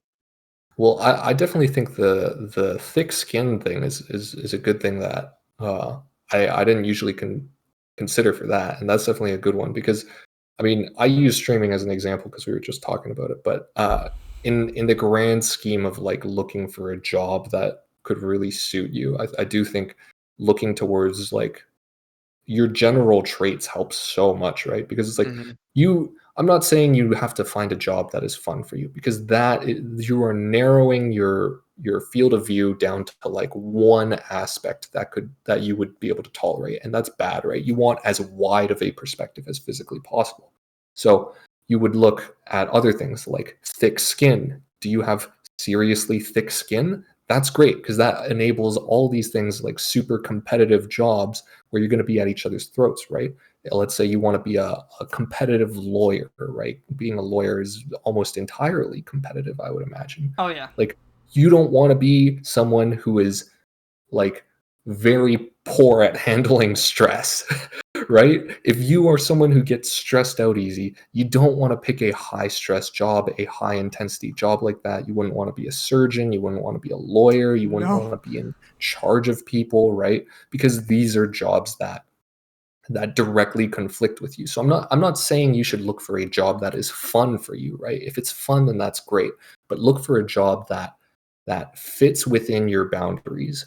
I'm not or I'm super introverted. I don't want to talk to like 1,000 new people at a recruiter event, right? Or I'm an agreeable person. I don't like firing people, for example, right? Oh, So, fuck that shit. oh yeah, I'll maybe pull you're up with the not. I'm playing, but yeah. But if you're do like that. disagreeable, maybe you fucking love that, and that could be exactly up your alley, right? It's like you want to find something that you can tolerate, something that can keep you motivated. I think motivation matters more than fun. I have some goals that I can do, like I want. I'll counteract that point real quick. I think what's the most important thing at the end of the day is discipline, and it's not necessarily motivation. Because at the end of the day, there are going to be days where you are very motivated, and there are going to be days where you are not motivated, where you want to sit around and do fuck all. And if you're doing something that really matters to you, it's important that you have built a bit of discipline so that you can continue to build on that, right? Like you think about, I don't know, fucking doing the laundry, right? You may not want to do it every week, right? But something happened in your life that prompted you to change the way that you operated around laundry, right? And now you're disciplined. So now even if you just feel like the laziest piece of shit, and I felt that way, you're still going to get the laundry done every week, right? Oh yeah. Because you have that discipline. So I think motivation is important to like find the initial job or the initial industry that you may want to work in or commit your life to, but discipline is the most important thing, because without that you're gonna have really good days and bad days.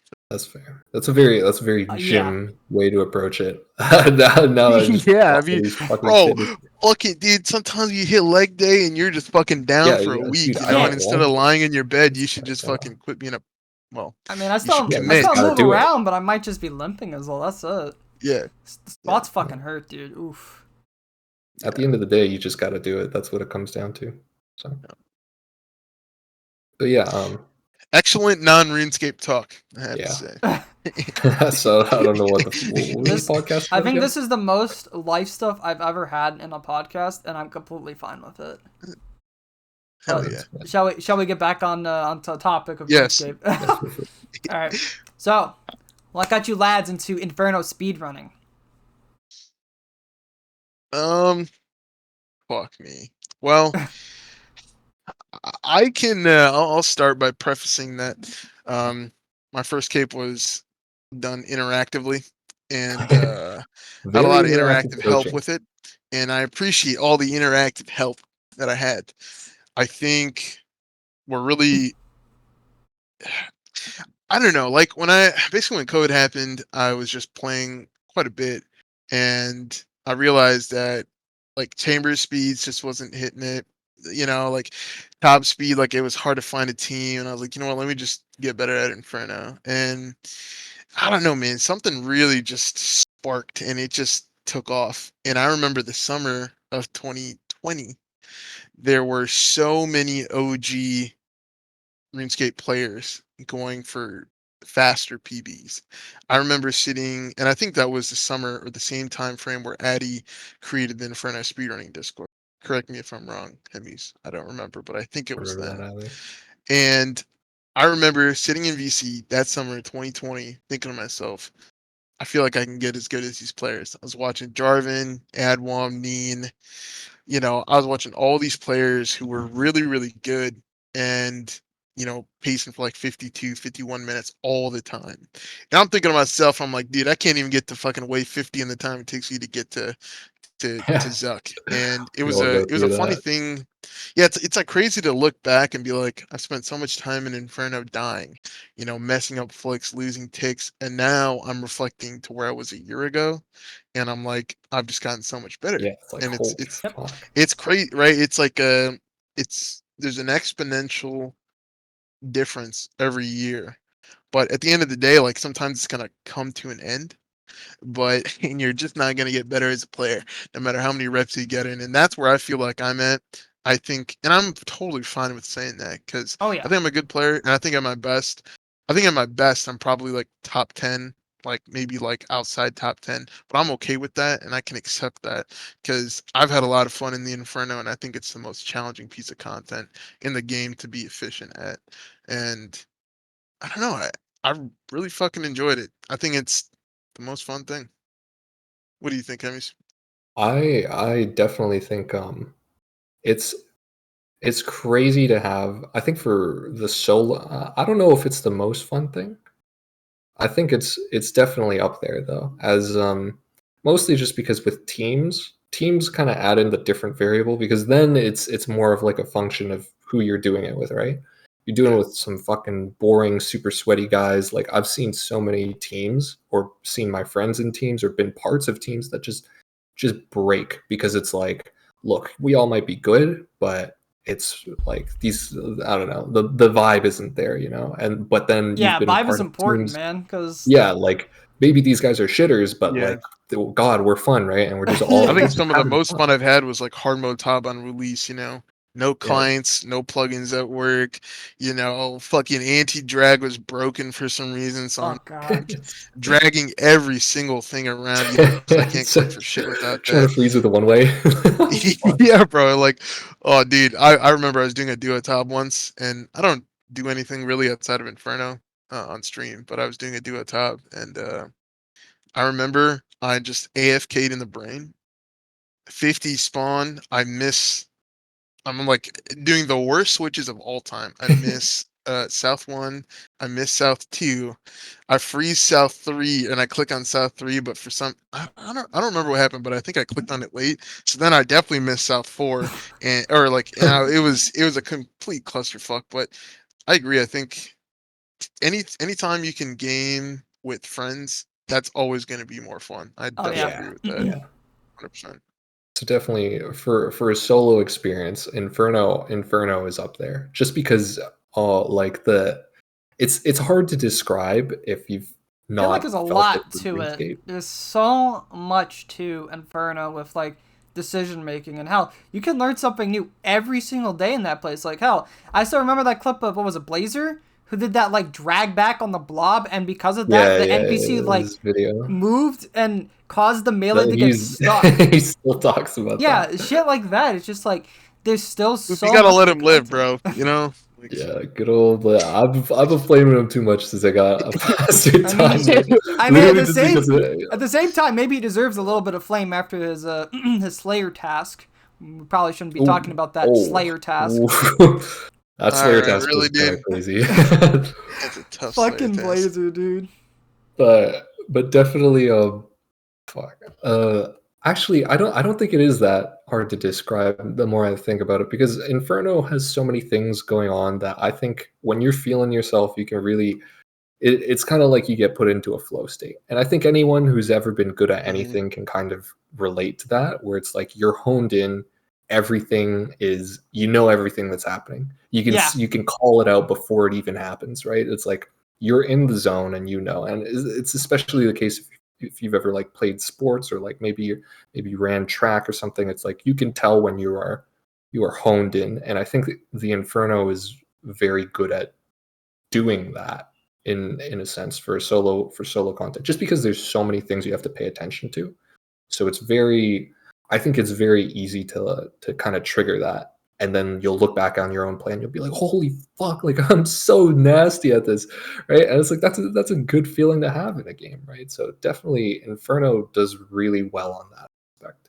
yeah. um I feel like I'm starting to recognize more things. Like I'll see like this blob behind the ranger, and I'm like, well, if I pop this, it's a free chin. And then I step back and they drag, and I'm like, let's fucking do this. Whoop. yeah, when you can hit everything and you're really just feeling yourself, it's always a good time. But I think if anyone's like trying to get into speeds but they don't know where to start, Hemi's guide is really good at cutting down from the GM time Oh yeah, to whatever time goal that you're interested in. But I think the biggest thing is treat it like just like a fun experience, like try to do something different. If it works out great, and if it doesn't, the worst thing that's happened is that yeah, you may have to skip more, but you now know what not to do. And that's as valuable as learning what to do. And that's a good approach to getting better faster. Um, I know somebody who got good really quick was Rasta, and also No Monkey.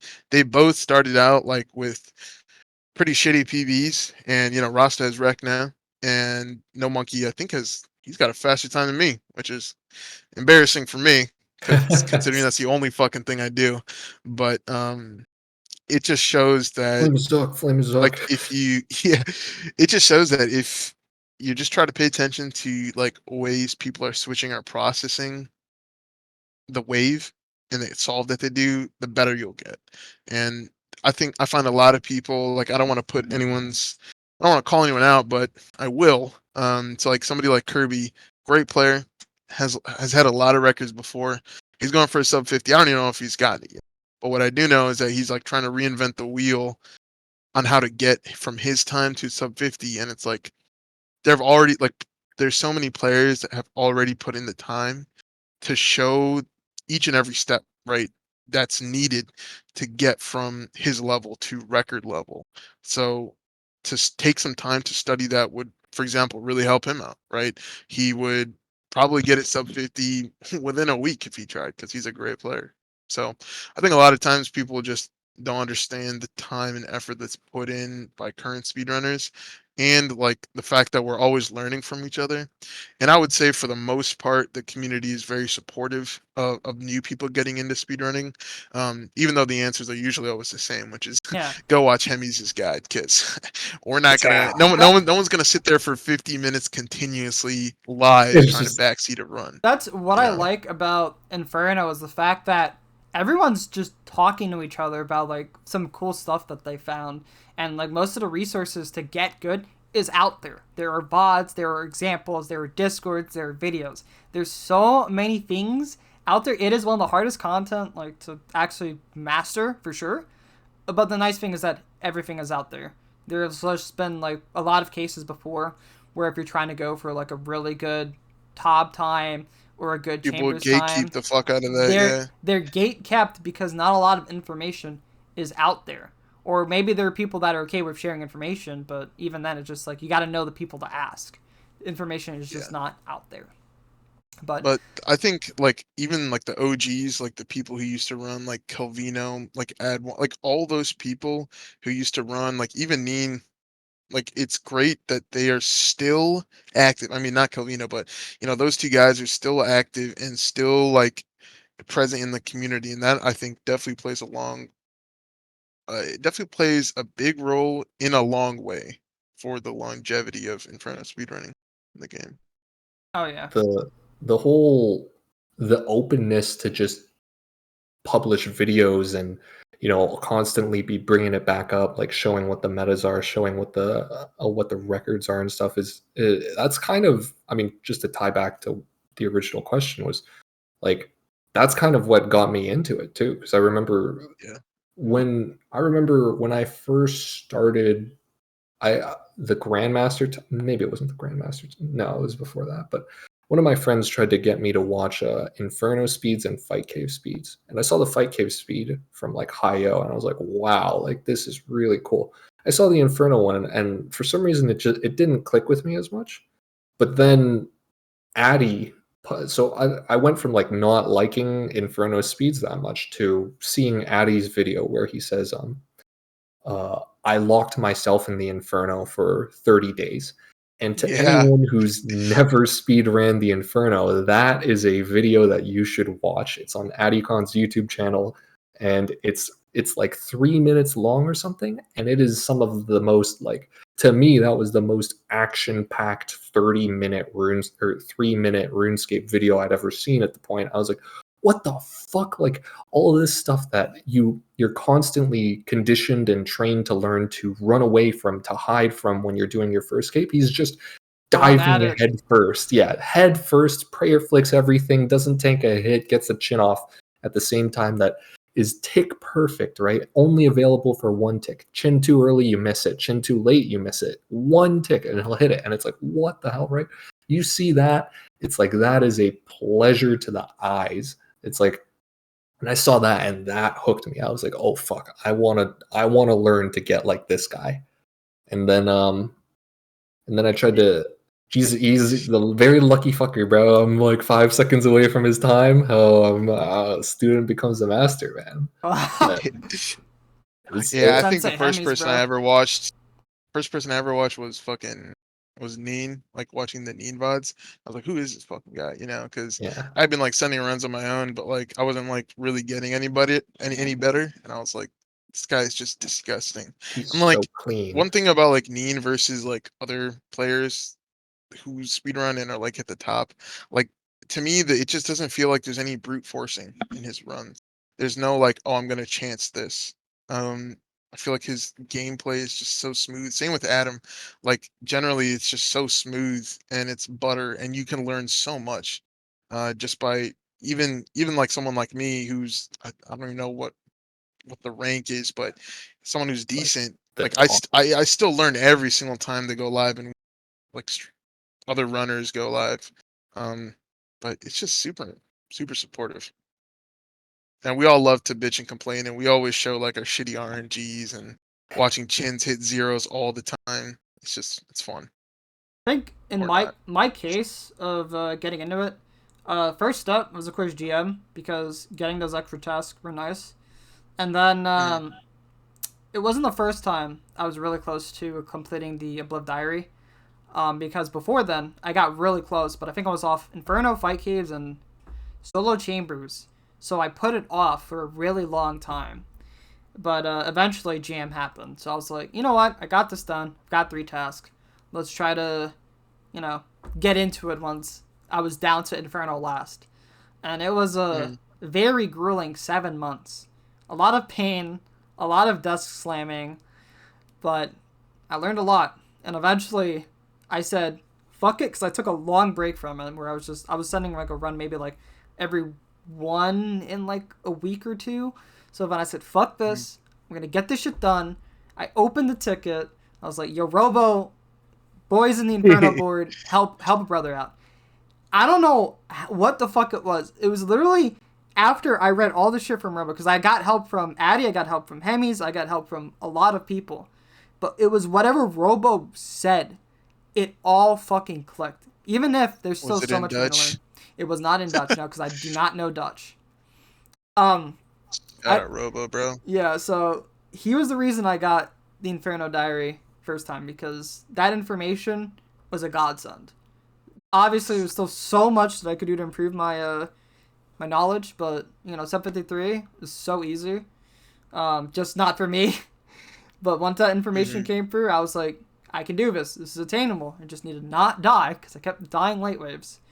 But now I look back at Sub 53. New gear definitely helps, but I'm just like, holy shit. This time really was a lot more Free. simpler, but yeah, a lot more freer than I thought it was, because before I thought it was one of the hardest things ever, but I've learned a lot. But yeah, I shouldn't be using the term easy. I should be using the term attainable. My bad. I'm not trying to act like I'm a Inferno god or anything. I'm definitely not. Still don't have sub 50, but it was really fun to learn. I'm enjoying it a lot more. Trying to go for that pet.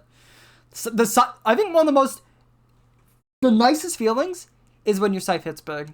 Because I started learning the scythe a little bit ago. It's so nice when you just fucking half HP on that ranger is gone. Just from one side swing. It's so satisfying. It is pretty big. Nothing And makes then me like, feel as happy though as hitting a 240. Oh yeah, Just knowing that it's just done. You know, like the chance to get hit 18-18 is just that's a good feeling. the I agree 18, though. I think like the new equipment has changed things. I don't know if it's for the better or worse. I mean, I think people are playing way better than they ever have, and they yeah, will always continue. Players will always continue to get better, but I think we've also reached a level of brute forcing with yeah, a P-neck, with no P-neck, you know, and you're it's just watch it. RNG, Hope I and live. you're just brute forcing. You're just all you have to do to get a PB is put in a high number of reps, right? And to me, I think that takes away the kind of um, the art that once was. But yeah. that's I just my mean, we've opinion. got gear like Missouri, we've got Lightbear, and look what has happened to Inferno speeds now. We have people bringing in like these big melee switches. They got dragon claws. They're doing everything they can just to push the time even faster. But with any record in this game, because at the end of the day, this is an RNG game, so it doesn't matter how clean you play. It's all about how hard did you hit. Like, once something gets so... I'm trying to think of a term. When people... Rule number one. Rule number one. Just play fucking 18 hours a day. All right? That's just rule one. We'll get a record eventually. But once something is so optimized in any piece of content in this game, that's when it's down to hit and execution when the RNG lines up. Because you can execute something perfectly, have the worst RNG. Or you could execute something horribly, have the best RNG. Or you could do both when it finally lines up, and then there's your record or a really good time. You know? I also think, like, whenever, like, a new item is released, people are, like, at least people in the Inferno community are very hyped about its use. And I'm a fucking hater sometimes, especially when it comes to T-Bet. You know, I love T-Bet. He's a funny motherfucker, bro. But, like, this man and his Venator bow, like, it's so funny. You know, I'm sure Hemmiez can agree with me. Right. He'll be like, "Oh, dude, check out these nasty splits," you know. And he had that one run that where things were just lining up well, and he had like an insane mage split. But he's not talking about all the other times he died before major. And it's like, I think the new gear is good. I think it definitely makes things interesting. I think a year or 2 years ago, the first thrall attempts were made, and I think that is, in my opinion, the biggest recent change, even outside of gear and light bear, is just the fact that you're switching from ancients to thralls. You know, and that change has changed the setup so significantly from the comfortable 6 brew setup, right, with Ring of the Gods, to 4 brews, to 2, to thralls, to 2 brews with thralls. And it's insane to see the change that's happened since thralls have been introduced. And the light bear has definitely helped. But I'm curious to see where the new prayers will come in. I'm not sure it's going to be feasible in Inferno, and I think that's fine. I think that's fine. Not everything has to cater to the piece of content you love, and I think for like team raids, it's going to be pretty good. I don't know. I think the only person I know that even did a run was Run. Dude, it was fucking shit. I had to ticket every single like. Okay. You had to ticket like 20 times at Jets. I did a that just mage doesn't only sound. Inferno, and How was that? I got through somehow, but I was literally sitting there the whole time at triple jats, blood barraging, and I think the only saving grace was when the healers spawned. I'm like, oh, this is more barrage food, so I'm just blood barraging the healers and the Jad, but it was just that run. I was just trying to complete it. I somehow got it, but it was fucking rough. Sick. But we could talk about the new prayers in a moment. I just want to hear, like, is there any other things you guys want to talk about regarding the new gear? Because in my opinion, outside of just these crazy ass setups and like maneuvers and shit, I think that Missouri is kind of nice because, well, Missouri and Lightbear, it gives people it makes getting into Inferno a little bit easier now because Missouri is just more accurate, you're more tankier, so it's just easy for people to just jump right in, whether they're trying to go for their first cape or they're just trying to speedrun it now. I mean, hot take, fuck crystal armor. Fuck that, I hate that shit. Had it on my balls. I remember doing a thrall run for the first time with crystal, and holy shit, like I just got shit on by everything that I was having to tank, like mage minis. I don't know what it was, mage or range. I swear they always hit so hard. It's mage. The minis are just that's one of the worst parts about it, just because they're the one thing that you fully can't do anything about. You can pray mage against a mage mini, but the range one still hits you. It's just like, okay, well, no matter what you do when dealing with minis, you can just get double 18, like we said earlier. So, and what's crazy is like people, like even me, like I completed a run with Ring of the Gods, you know, and thralls. That's an insane thing to think about because now we're so comfy and used to the light bear specs for all the blowpipe specs you get. You didn't have that. So you had to literally play clean or just hope you didn't get hit. And man, I do not miss crystal armor. I'm very glad that Missouri's here to stay. I don't know, Buckler's really sick. I'm a big fan of the buckler upgrade, but I meant to say the light bearer. I think you just get so much more damage potential with that. Yeah, it's And crazy because it allows claws to be a thing too. yeah, and I've also found like a lot of people are scared of using prayer when they're starting Inferno speeds. Like I see a lot of people camp, their offensive prayers until they get to 50, and then they take it off because they're like, oh, I just want to make sure I have enough for Zuck. And it's like set like a standard for yourself with the gear that you have, and say, okay, if I have like 8 Sandfuse, at 50, I'm gonna be fine to camp overheads, and I can just flick my offensive prayers. So, um, I think that's the biggest thing, switching from like Ring of the Gods to Lightbearer. Yeah. Mm. I mean, I'll agree. I don't have any problems with any of the gear, but definitely the thrall thing was. I agree that's the biggest one, just because it's almost like one of my friends used to run a lot of Tob, and I think the way he described it was kind of like it's a meta that is I wouldn't say not good for the game, but like he thought it didn't contribute anything except for like more pain, like and he Yeah. showed a league clip of like double lift talking. He was like, look, this is a meta in league that it's there's more skill, there's more things you got to do, but it's not fun.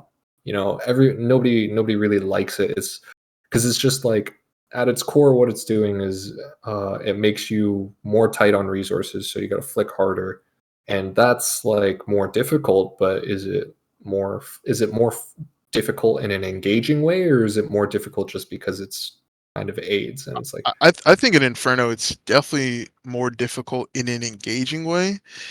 I think the learning curve was very painful, and it was hard to get away that's from true. because Ancients is literally not only just a heal, but in late waves, if you heal, it's a tiki, right? So Yeah. there's Oh like yeah, it's basically a free food, and so getting away from that really forced me to play better. And I think That's very even now, like I think if I were to do like an Ancients cape, I don't think I'm gonna be touching that fucking barrage until 40s, when I feel like yeah. I need to barrage. But and to think that the barrage could be replaced quite easily with what? Well, with a library, and X. you could just be specking. So at the end of the day, you're just going. But I think it takes time to get used to. I will say, if you use thralls for a sub 50, you're a pussy. I think you can absolutely get that without it, and I True. think you'll be yeah, a much better player when you get a sub 50 with ancients. And then when you switch to thrall, you're just gonna be fucking cruising because you Yeah. already know how to master most of the infra. Right? You're already making the right plays. You're not, and now you just gotta do them without taking damage. But If we yeah, were to count the on average how many hits someone tanked in a run, like before and after thralls, oh man, like night and day. Because before it's yeah, like you tank one hit a wave, it's like whatever, just blood barrage it back. Now it's like tank one I'm hit, you don't fucked. know when you're getting yeah, you don't know when you're getting it back, right? It's like You I better could be hoping your spec goes. I was you gonna. hit a two and it's like, well, I'm just not healing for the next 6 waves. So it's like, oh fuck. yeah. And it's crazy. Like if I take the way I played now versus the way I played a year ago with ancients, I mean, I feel like not only am I clicking better, I feel like my everything is just so much better. I'm not just taking less damage, setting up right flicks, while maintaining a high level play. And I'm playing better. I'm doing more damage. I'm stacking things with melees. I'm chaining the right monsters, right? What you mentioned, lining up the blobs with the rangers, all that stuff I'm doing, but now I'm just taking less damage too. So at the end of the day, you can quite literally see you're getting way better. I think the that's definitely it's got a very good appeal in Inferno. Although I do think part of the because for him it was a lot more about Tob when he was running, but it was I can see why a lot of people don't like it too, because a lot of it is like, okay, our supplies are tighter, and otherwise it's like it's no skill DPS. You summon him and you get like, okay, now I got to flick more, but I just hit harder, and that's pretty much it, right? So it doesn't really contribute that much to the gameplay a lot of the time. And for Inferno, I can kind of see how it ends up being a bit of it. I think it was the first thing to push us towards that meta where we are kind of brute forcing now, right? Because it's like now, okay, well, I need fucking 11, 12, 13 Sandfuse or whatever, depending on how much you flick, because, and then that's cutting into our brews now, and it's like, okay, well, now I'm taking a P-net because otherwise I'm going to get smited in the middle of the run, and then it's good and bad for the Inferno. I think it's definitely better for the Inferno just because, like you said, now we actually care about how much damage we take. I can't just heal it all up, right? I have to not take the damage. But one thing I don't want to see come into this game is a fucking blood anguish. I saw someone post about that on Twitter. Oh, I think, dude, range is so OP Reddit. anyways in this game, and I'm like, I'll tell you what, the Inferno setup would be an 8-way AHK fucking melee switch with claws, and just fucking scythe everything. It's just like, why? It's already so damn strong. It's like, but yeah, thralls in general, I don't know, kind of a mixed response to see there. It puts a bigger pressure on resource management, and Inferno is one of the pieces of content that already has like a big focus on resource management. I think the only other place where there's like a big kind of focus on that is Gauntlet, and that's just like how much food do you want to bring into the fight, depending on like the time you're trying to go for. Sure.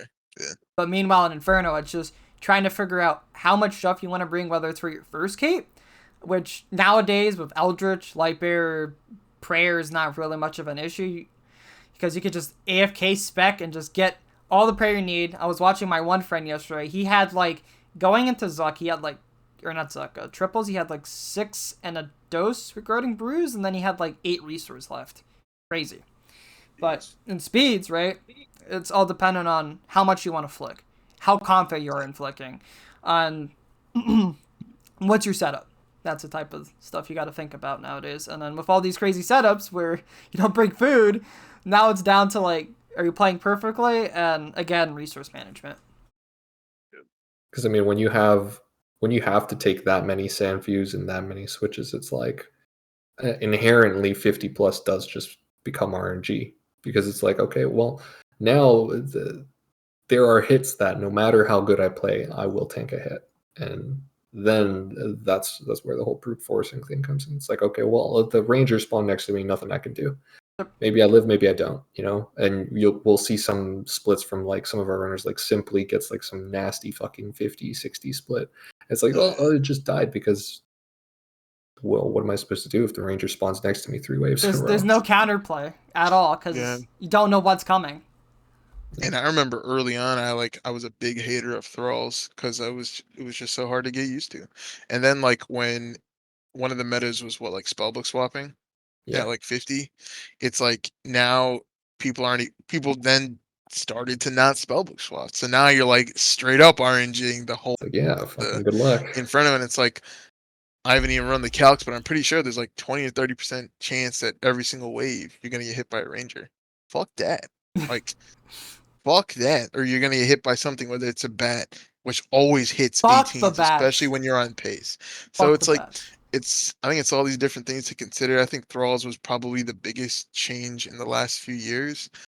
I don't know if it was for the best, because I think it's led to a lot of brute forcing now that we see, like people taking 5-ways or 6-way sights, or melee switches with no way to heal outside of specs.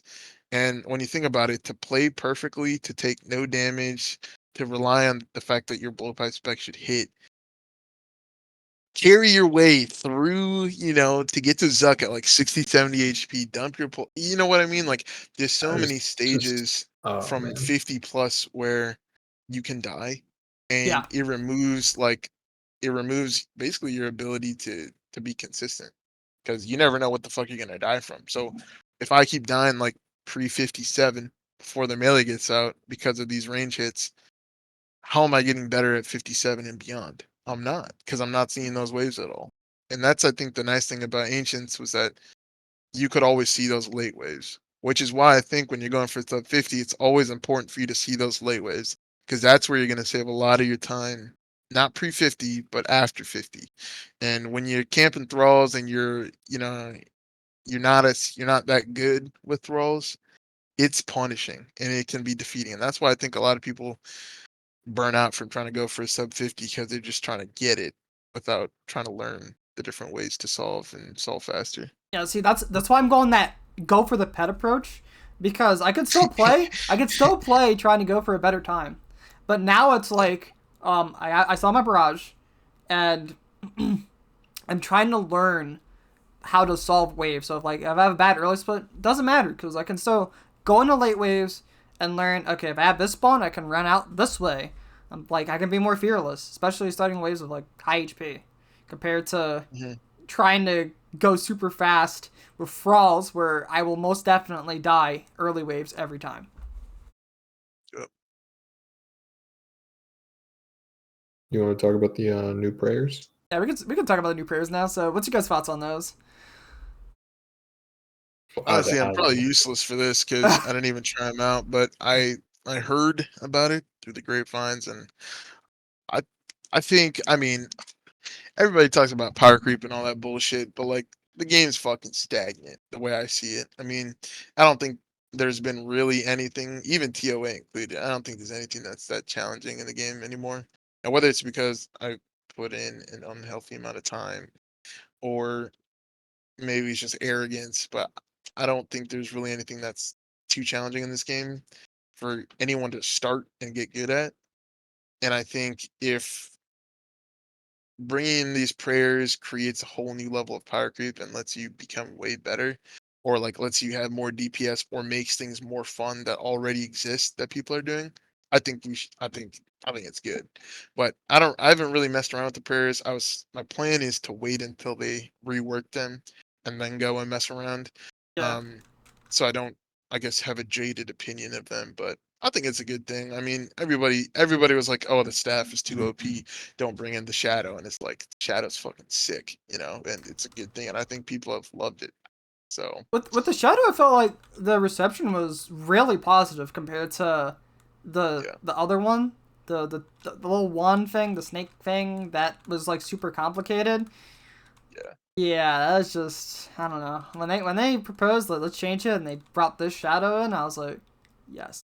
yeah, I think I guess I'm a little less optimistic on the prayers. I mean, I want them to succeed, but I looked at them and I was just like, I don't know, man. It's weird because they have so many of them are useless. Then they have the obvious bug with the Fumus vow, and then they have these deflect prayers, which I think a lot of people are no, very unhappy fuck about. that, fuck Yeah, that. Chip damage is So, bad.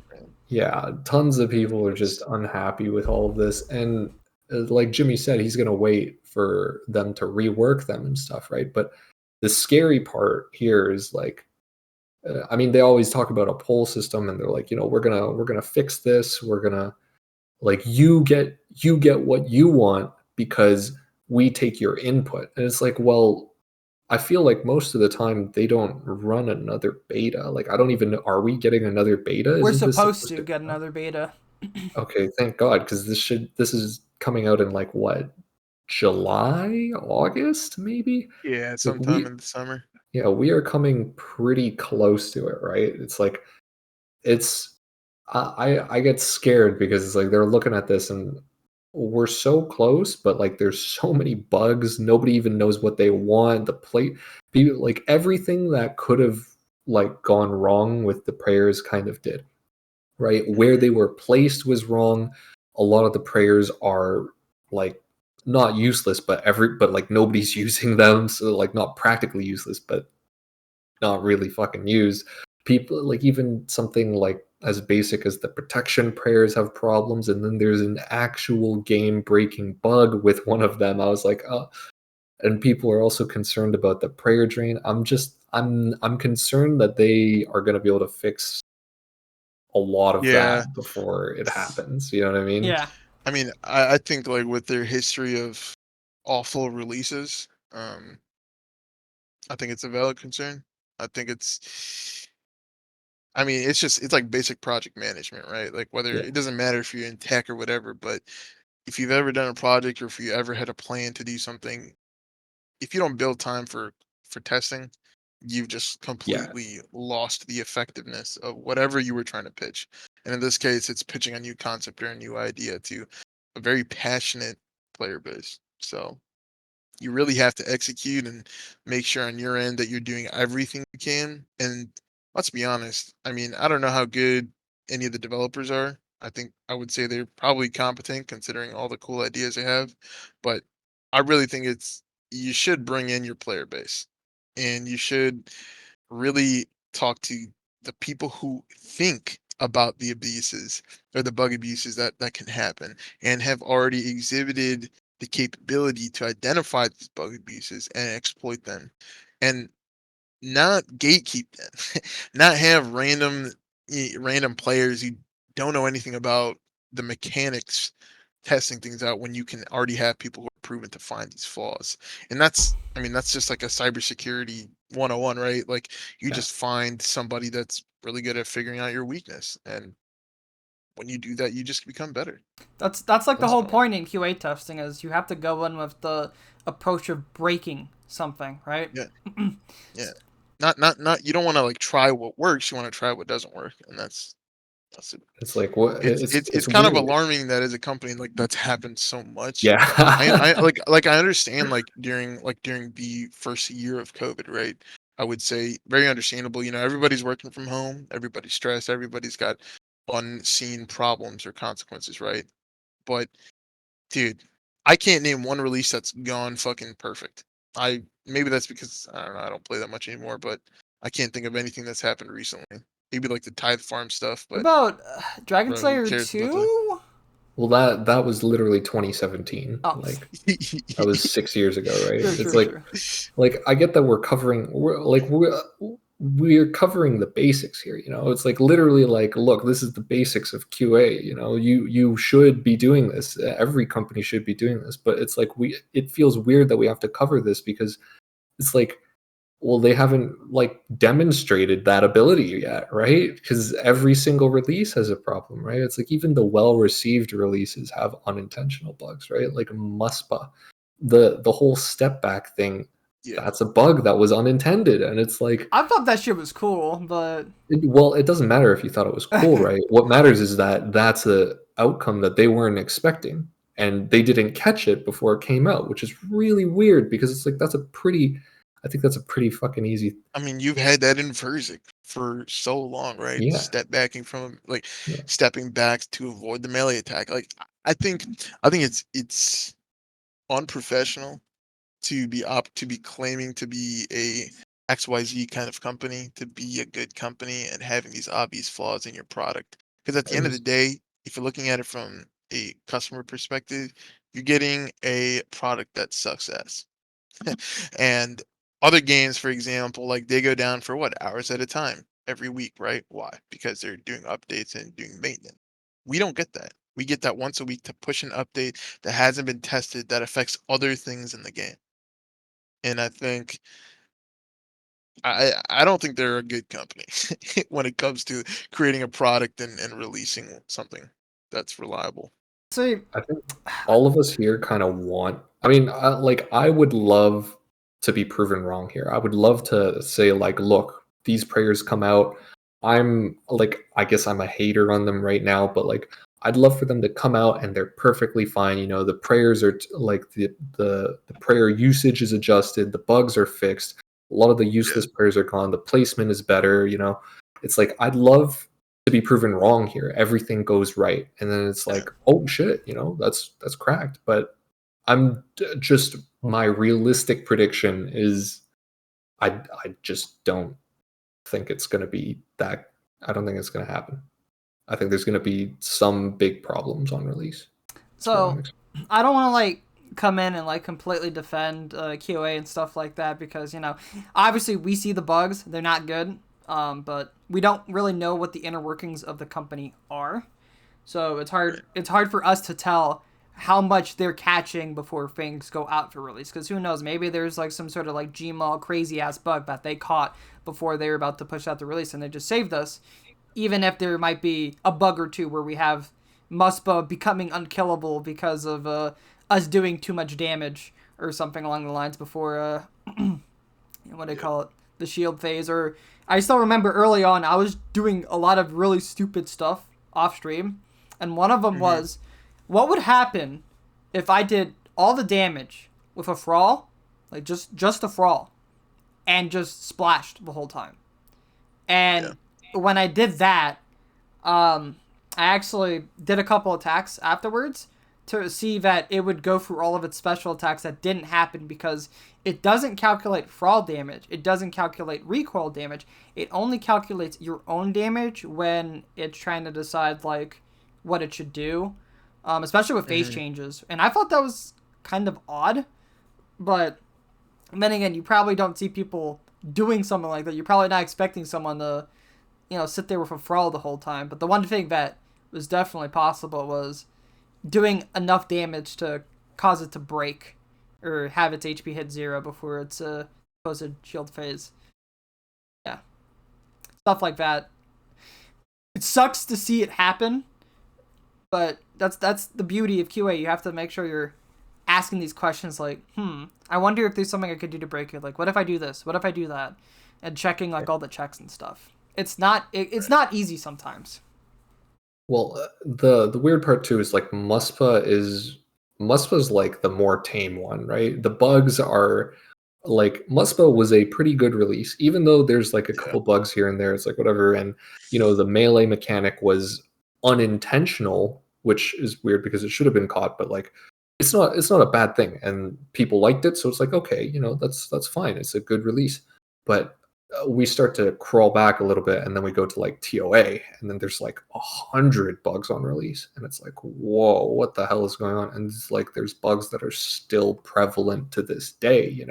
The cursed thing with that Kirby was talking about, where it's like you literally have someone stand under Akka, and then it just doesn't attack. And I was like, what the hell? Like, we're still finding things like 6-7 months in, and it's like during the first month it was nothing but bug. And there's also the thing where you can just shadow fixes, and it's like, oh my god, right? When you could just delete the warden using like Undead Grasp for people. Yeah, it's like, holy, like there is a lot of stuff happening for.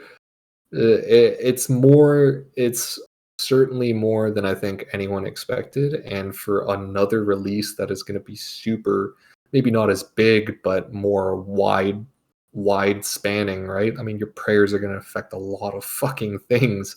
So I don't know, I'm a little scared, is what I would say. Prayers are probably going to affect a lot of things, and if there's one bug with just one of the prayers, who knows? So bugs aside, though, I would say that the prayer drain sucks. Chip damage it's just bad. No one likes chip damage. And then some of the valors are just kind of useless. Yeah. Like the blood one should just be reworked completely. You don't want to have stronger heals in this game. It's just never a good thing. I think at first I was like, if they're gonna keep chip damage, then sure, you can have some sort of innate healing.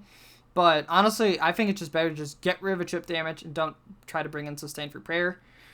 What else? Felt like the prayers themselves, like the boost prayers themselves, were fine because you're not getting defense, and you kind of really feel it in some places. The lack of that defense, you can get hit pretty hard, especially at Inferno. If you got rid of the chip damage, and then you just had it with those boost prayers. I don't even like Gambit. Like I don't know. I feel like it promotes I mean, don't get me wrong, it raises the skill cap, but I mean, like, I don't think anyone's idea of a fun meta is to just constantly be flicking prayers 24/7. That, like, it's a higher skill gap, but once again, it's not fun. It's like, I don't want to spend my whole PvM encounter just trying to flick Gambit every time I attack, right? It's like, oh man, right? Especially when you have other vows that also increase your it's like I'm flicking like 8 fucking prayers, and it's like, yeah, you can be insanely skilled and do that, but I don't think that guy's having fun. It's just like, damn, man. I mean, in some places, I liked having Gambit in the places where you couldn't really take damage. So like Vasa and Tecton, the damage you take is dependent on, how you play in the room. And I thought that it's nice to have a prayer like that, really boost your damage, but you just got to be careful. Same thing with Maiden, right? You're not really flicking it too much unless you're the tank, or you could just flick it on and then pop Avenge, hitting pretty hard. Yeah, I'm not saying that we can't have anything like it. I just think that currently I don't have the solution to the problem, but there is a problem, is what I would say. Because outside of those instances, like Inferno, you would just be flicking it non-stop. You'll be like, Protection Prayer, Gambit, Protection Prayer, not even just Inferno, right? It's like even if you're doing something like Chambers, it's like, okay, well, it's like I'm doing Vanguards and I have to like flick Glacie's Vow or whatever the fuck it is plus Gambit, and then I have to flick back to my prayer to protect against it, and then it's just a whole lot of flicking. It's like, yeah, you could probably find a more engaging way to make the game better. They can probably simplify it or figure out ways to kind of like tweak the vows where maybe for one instance you want to use X vow. Maybe, okay, you're going to be killing a lot of stuff, then you can use this vow. At the start of an encounter, you use this vow to lower defense. But for the rest of an encounter, maybe you just stick with this vow for like the extra damage or whatever effect you're looking for. But Gambit, I'm not sure. Maybe if they really wanted to, then maybe they could just leave it for specs, so then you're not really using it as much, and you could still get some use out of it. But I don't know.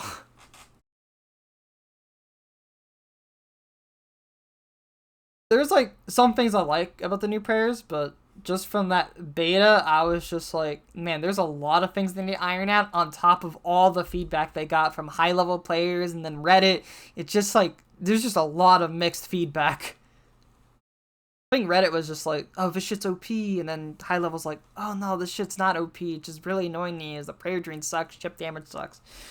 So it's just like a lot of mixed feedback. But yeah, I feel like they're just, what was it? I don't have that much to say about in terms of, I don't have much good things to say about the prayers. This is pretty much.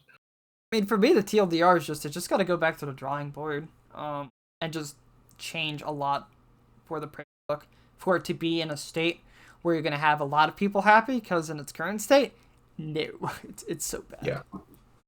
But I don't think they're going to do that before July or whatever, so. We'll have to see. Alright, how about we talk about everyone's favorite piece of content in this game, Tombs of Amascut.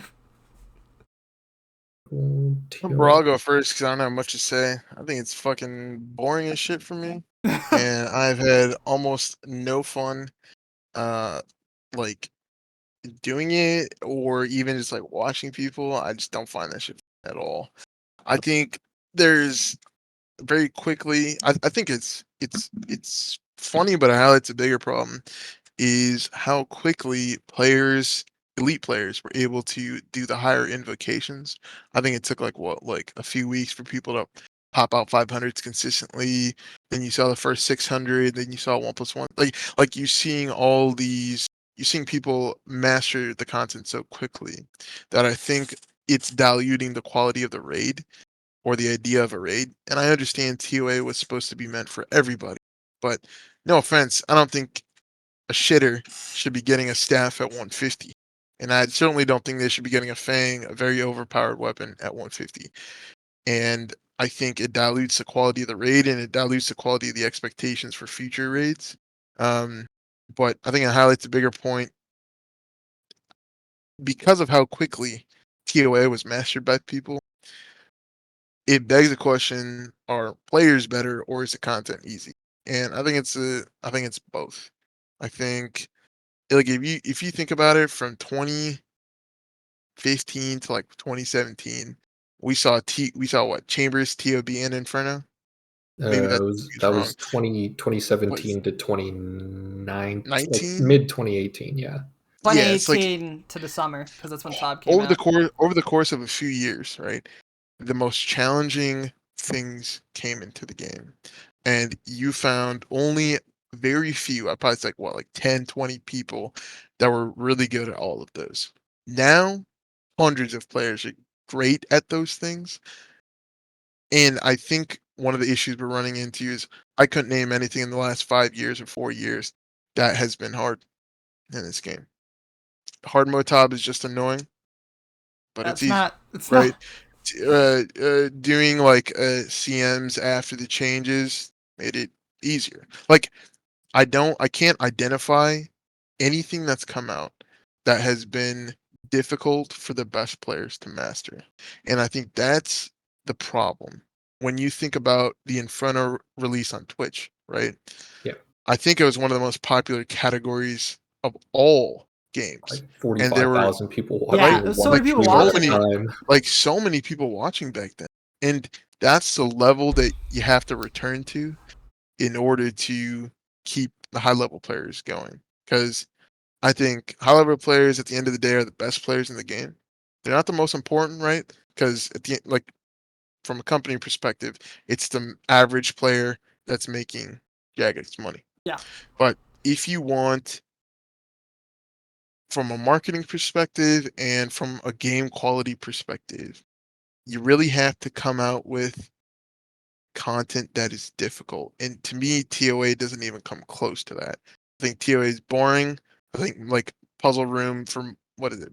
Puzzle Room for Monkey or for Baba? Dog shit, dude. Everyone Get hates rid of it. that bullshit. It's not fun. You can't make it faster. It's just fucking right. I think the coolest room is probably I really liked how Akka came to be. People developing the butterfly method and you know, the different ways to like circumvent from what is it the puzzle Skips, yeah. the skips and all that shit. Like to me that's awesome. But think about how quickly those were developed, right? And that attests to the average player being better now than it was 5 years ago. And when it comes to creating new content, you're just getting more quantity of people who can do it. You're not getting a quality. And I think that's the biggest thing that people are missing out on that are the average players. It's okay for there to be something in the game that you can't do. You know, it's okay Yeah. that it's going to take you time to get better. But I think we need to return to a level of difficulty that hasn't been seen that requires, mastering new mechanics that haven't been seen in the game before. And this game is one of those where there are an endless amount of possibilities for mechanics to master. And I'm excited, but I don't think there's ever going to be anything the next super challenge. Like these bosses here, they're supposed to be like Forecast or Silra. I mean, think about how fucking brain dead those bosses are, right? You just sit back, AFK, and hit. And that could be fun to some, but that requires no skill. And if you're just chasing copium, I mean, make a fucking Iron Man. But I don't know. I think that's another great thing just to dial it back a little bit though, because that's just another discrepancy, right? Like where the best players in the game are going to be dropped by mid-game bosses. It's like I think that's a valid point of concern, right? It's like, hold on a minute, like this is are we sure we want to do this? Are we sure we don't want to keep this in the oven a little longer, work it out a little bit more? Because I hear that, and I remember when they first pitched it, they were like, "Yeah, I mean, Desert Treasure 2 is gonna give 4 mid-level bosses," and everybody was like, "Hold on, like, are you sure?" It's like, oh, that's I don't know. It's a point of concern, but if they can do that correctly, then maybe it'll be good. I think you also said from a game quality standpoint and from a marketing perspective, I think the marketing perspective is super important. But I was just going to add one more thing on top of that, which is longevity, right? I mean, like Exactly. a game like this, there more and more players are always going to be reaching the end game status, and if you don't keep extending like what there is to do at the end, it's like those like look right now we're the tier that's going to get burnt out if nothing extra hard comes out, right? And it's like, oh well, you're a small percentage. It's like, okay, yeah, but then what about the like The guys new who are, guys. yeah, like in a week, those guys are going to be in the same status we're at. And then a week from now, there's going to be another 1,000 players that are there, right? It's just like you're not extending the lifeline of the game. You're letting it end. You're at the end of the day, you're just squeezing it. You know, Yeah, I you're feel just like squeezing in for every money grab you can. I mean, and just think about it. They release a dog shit thing that only, that average players and above can do when TOA gets released. What happened to the servers for 3 weeks? You Oh yeah. literally couldn't do anything else. You couldn't play the game. You were doing TOA, it was miserable. You couldn't click. You had to go to different worlds and different time zones to try to have a stable world, even though the ping was like just insane. But People so playing at like bad, 4 man. I a.m. forgot about that. Holy shit, it was so fucking yeah, rocked. I mean, TOA, I could fucking write up a whole. I remember when for we like did hours about it. what was it? State of PVM. You were very, very, very vocal on your thoughts about Yeah, TOA. I mean, here's the thing, because they just don't have. They have so many. Look, I know there's going to be some people who are just like, look, it's too hard. I think almost all the flaws of TOA could have been pointed out in the first week. And I think the thing that makes me most disappointed with Jagex and losing the most trust with them is the fact that, like, one, they won't talk about it, and two, the fact that they've openly shown uh, disregard for the best option, even when they had all the knowledge available to them. Because it's like, the thing that most people, even if some people are like, oh, these guys are just sweats. It's like, okay, well, I'm pretty sure you don't have to be a sweat to like know that the Fang is piss cheap right now. It is 30 mil for a weapon that is like, it is obtainable in entry mode, right? You have a 1 in, I don't know, what is it, like a 1 in 50 chance to get it off of a level 50 raid, right? 50? Are you kidding me? 50 is like, A I can do that Fang on my hardcore Iron Man. is Yeah. literally a Swiss Army knife in this game. Yeah, it's super, super strong, right? Like if you don't have like a whip, what's the next best thing for Verzik? It's like a Fang on Slash, right? It's like, what's the best thing for like TOA, which is one of the best money makers, a Fang? What's the best item for Nex, which is the best money maker, a Fang? It's like all of this Fang is super good at making you money. It's super strong at a lot of very end game bosses, and it's so easily obtainable. It is 30 mil, not 35, not 38, 30 mil. It's like it's the same price as like buying a piece of Bandos, right? It's like, and guess what? We're not even 1 year on the date, and people like to look at it and they're like, well, like, why are you looking at the time? Why are you looking at the date? It's like, because people always sit here and they're like, oh, well, it doesn't matter how long it's been since it come out. It's like, yes, it does. It does. Because Supply and demand, we're baby. we're like, 8 months on think the about date. it. A Tebow has been a bill for what? Years. Yeah, Like, yeah, yeah, I know it 6 fluctuated years. down to like 800 mil, but Six like, years. bro, like, and like that attests to what? The initial difficulty and the overall usefulness of the item, right? Yeah, And it's, I don't know. To me, it's fucking nuts, bro. Like, TOA is it's a cool raid. I still think it could have been done way better. I don't think they should even announce stuff, honestly, until they've got it fucking ready and it's like completed. Because the fact that every single release is so bugged, it devalues every additional release and consequent release. And if you're running a company, that's like the last thing you fucking want, you know? But your one thing that, brand is so important. yeah, like the brand gets diluted, but one thing they've got going for them is everybody will fucking play no matter what, you know? And it's one of the few games that's pretty much on 24/7, outside of like update day. Yeah. But which is insane. I feel like they should just fucking send it off. So, like, just turn it off for a little bit so you can ensure that you're actually doing server maintenance, right? So they're actually fixing bugs that pop up that week. I don't think it's that hard. Yeah. mean, I mean, for me, it's like skill ceiling is so low. I was expecting the race to getting the highest raid level completion to be like the solo top shit. Like people were so fucking excited for solo top, and not really. Like there wasn't a lot of people going for it because there wasn't really Nobody give a shit, bro. no one really Yeah. no one really gives a shit. I don't want to like devalue my boy Noob Type's achievement or anything, but it was just like it got done a lot faster than a lot of people expected, and even then there wasn't a lot of hype behind it. There was only like a few Yeah. people that were actually competing for it, but other than that, that was it. The skill ceiling I felt like was too low. And like you said, Aqua was one of the most interesting rooms, and I wish that you could see the same thing with the other rooms because I felt like you could be so creative. You use so many things you can do differently for each room to make those rooms like still kind of capture that essence they're trying to have, and still be unique and still be kind of fun. But Like, why isn't there like?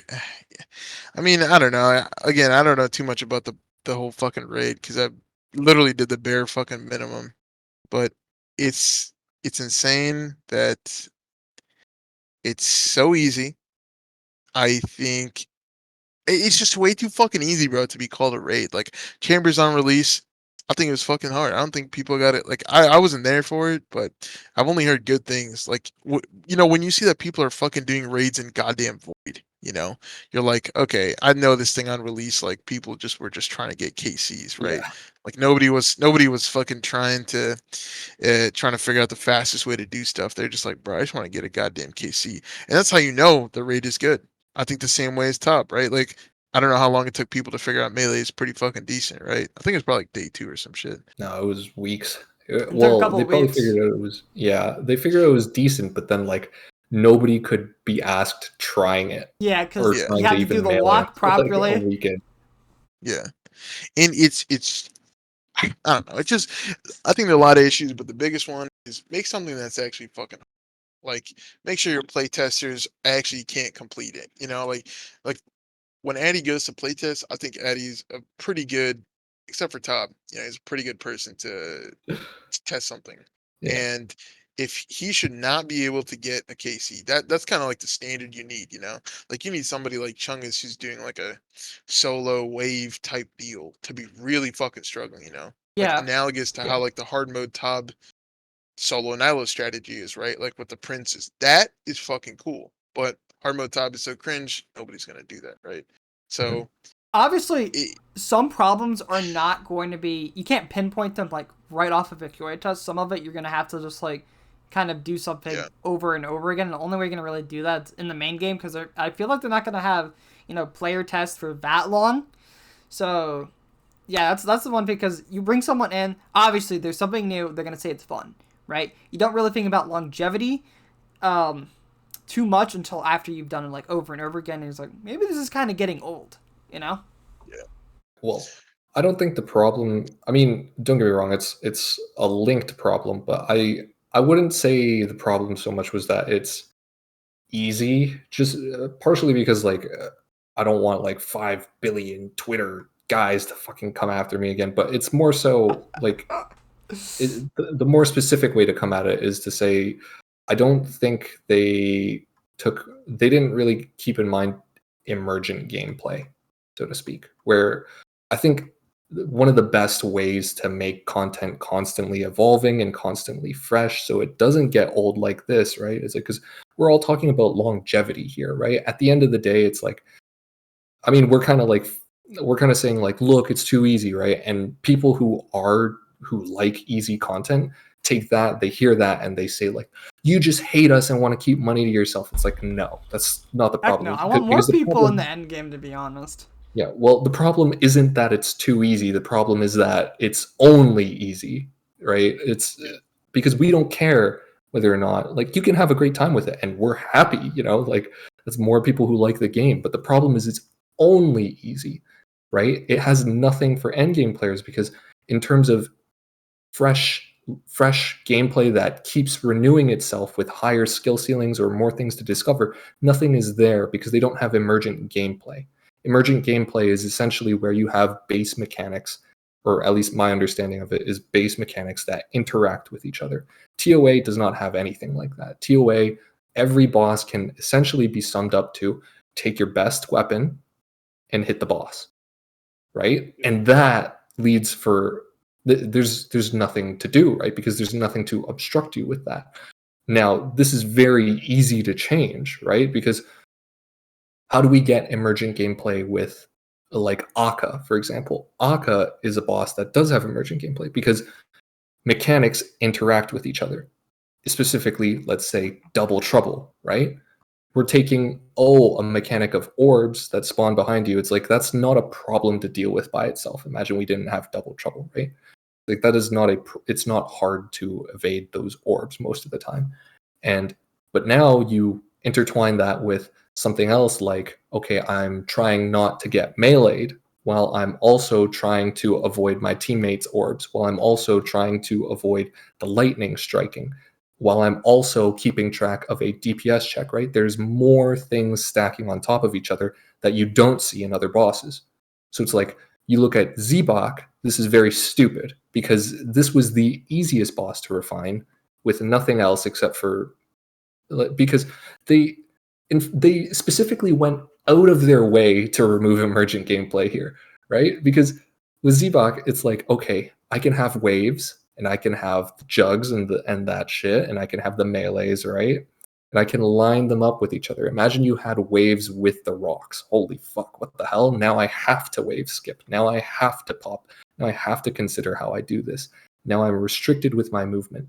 And even more so, like, what if well, okay, let's ignore the second part for now, but like, it's the best way to get the best way to have something that evolves by itself and thus always produces new content for you is to have things that interact with each other. And instead, they did everything they could to make sure that nothing interacts with each other, right? Because you go to Wardens and all these orb specials, you never get them simultaneously. They always happen one at a time, right? Oh, could you imagine if they happen simultaneously? Holy shit. Yes, but it's not that Oh. you have this is not targeting like easier players either, right? It's not that you're forced to deal with multiple it's not that you're forced to deal with multiple at the same time. It's that you should have the ability to opt in if you want multiple at the same time. And that's what keeps more players, or that's what keeps the end game players coming, because something new is always happening. Some new situation is going to occur. Some new thing that you've never seen before, even after 6 months, will still happen. And I don't need Jagex to intervene to specifically put that in, right? Yeah. But that's why like Wooks after 2 months, or like Wooks will like play Tob for like a month or like 3 weeks after Tob comes out, right? Because there's always stuff for him to learn. It's like TOA, it's gone in 2 days. He was gone so Next, fast. he I was was like, gone in what the 1 fuck? day. I was like, what the he fuck? took a week off for work, and he only played RuneScape for 2 of them. It's like right, what the hell is what's happening here, right? But we'll take this back to Zebok. The easiest way to make emergent gameplay here is to make it so Zebok is weak to melee, right? Because now the waves interact with each other. When you can shoot from anywhere in the room, it's like the waves are not a hard mechanic at all. I can just step to the opening and it's done, right? Mhm. But when That you would be cool if it was melee based, because guess what it does? It'll fucking bite your ass. Yes. Well, exactly. I mean, Zebok is entirely a location and movement restricted boss. All of its special mechanics are movement related, right? So the way to make that interactive is to place restrictions and make you choose your movement. If I want to have the best DPS, I have to dodge the chomp. Oh, I want to keep up my best DPS, but the opening to the wave is in the back of the room. What am I going to do? I have to wave skip. Oh, there's the jugs are in the back, right? Well, what do? I have to do like an 8-way switch to T-bow before I get there. Or I can do the acid tech if it's right next to it, right? But suddenly there's 100 different things that you want to keep in mind. Oh, well, we're doing an 8-man and 8 of us are meleeing. Guess what? We're all clumped up and we're all going to get blood barraged, right? Look at how many things start to interact with each other and start to create new situations and environments just from one little tweak, right? That's all you need. You need the mechanics to interact with each other instead of just specifically separating them, because that's what they did. the waves will never happen with the jugs, right? You will never have to deal with more than one problem at the same time. And that's why it's so easy, because I always, the boss can be simplified down to me hitting it with the best weapon and only dealing with one problem at a time. Yeah, that kind of reminds me, like, P2 Ver's like, okay, so all the things that they have to do to kind of solve the whole phase. Okay, so 2 people on each side, right, and stacked on each other. They're doing melee, obviously, for the most DPS, because Scythe is just disgusting compared to the range. And then, of course, people figured out that whole Boak thing so that they can handle crabs, too. Like, that's all that cool shit just to solve that phase. Then you have Zabak, which is just super simplified because you can just rage camp. Yeah, well, that's all the bosses in TOA, right? Warden, I will hit the boss with my best weapon. The pillar, I will hit the boss with the best weapon. Warden what is it? Fucking basically P2, right? I think Warden P2 is pretty dope. It's pretty I good. think the That whole one's Warden, good because I there's a think lot the of stuff whole happening. Warden fight is cool and it's engaging. I don't just know think about the the last phase. absolute, yeah, like a last phase is pretty retarded because, you know, I don't know if I should say that, but it's pretty fucking retarded because all you have to do is fucking move. That's literally it. Just move and click boss. You know, you don't have to take really anything into consideration, of course, unless what? You're with 7 other people. Then you gotta like watch out for them. But there's nothing like really that's tough for a good player. I But mean, I said the last phase, but I kind of meant like the second last phase, because the second last phase is literally oh like yeah, sorry, yeah, it's not even move. It's move between 3 tiles for like yeah, 6 minutes or and whatever. just It's like, AFK. You know, what the hell is this? I think Right? like I think P2 is pretty fucking dope. Definitely, I think that was really well done. And I remember thinking when I did TOA on release, I was like, that's probably my favorite thing because you have to watch for the floor, you have to watch for the overhead, right? And you always have to be considering, right? When do I switch to my melee gear, right? And not only that, then you've got your chambers effect, right? Where you can't just eat whenever you want, right? Yeah. Unless you have an ambrosia, right? Yeah. You've got to time it so you have max DPS. I think P2 is done really well, and I wish there was a way to make phase 3 and 4 as intense as that was, because it was like sensory overload for me when I was starting. And I remember when on release, I just kept fucking dying because I was like, dude, like there's just so much going on. Like, which way do I run? Like, and then like people figured out the tiles you stand on, you know, and it becomes more brain dead, but it's still engaging and it's still fun. I think what But would make P3 a bit more cool is if there was more stuff that kind of restricted where you had to go, or they somehow figured out a way to randomize where it decides to attack. If they're going to do that where they randomize it, though, they kind of have to give you more time to get to spots. But, yeah, because with shit like Kefri bombs and Baba boulders dropping and then, like, having more limited bro, like area, it would I be feel like good. It would be good. I feel like even if they had just like a fucking random ass, you know, NPC that comes and attacks them, right? Like I don't even know. It could be just something that keeps you on your toes that you have to that you mechanically has to be perfect to take no damage. I think is a good thing.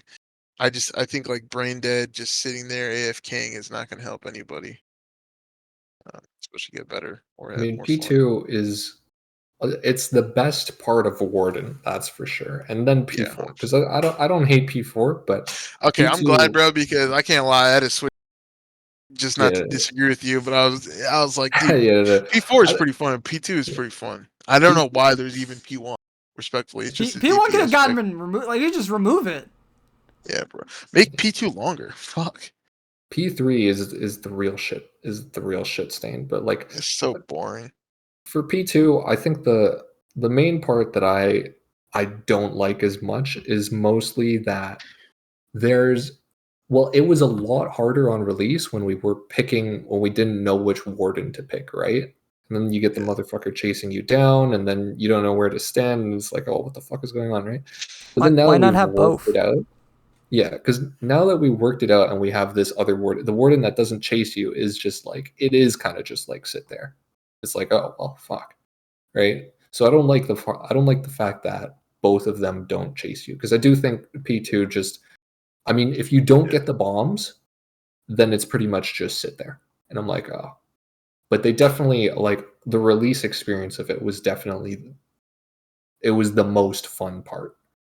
You know what? And I enjoyed that the most. What would have been really crazy is if like they lead you in to P2, right?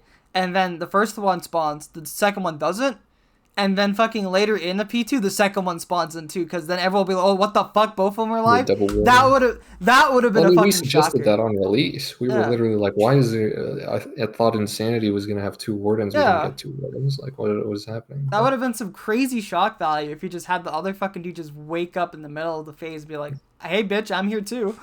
Yeah, it could have been good, but I think so much of it is just like... Okay, so let's look at... Pretty much every boss can just be... I don't like how every boss is just summarized with, I'm just going to hit it with my best weapon. Because it simplifies everything, right? Every single boss is like, there's no switching, there's no... Let's look at, right, Verzik is so simple. Even the simplest phase, the P1 phase of Verzik already has emergent so much gameplay depth. just because...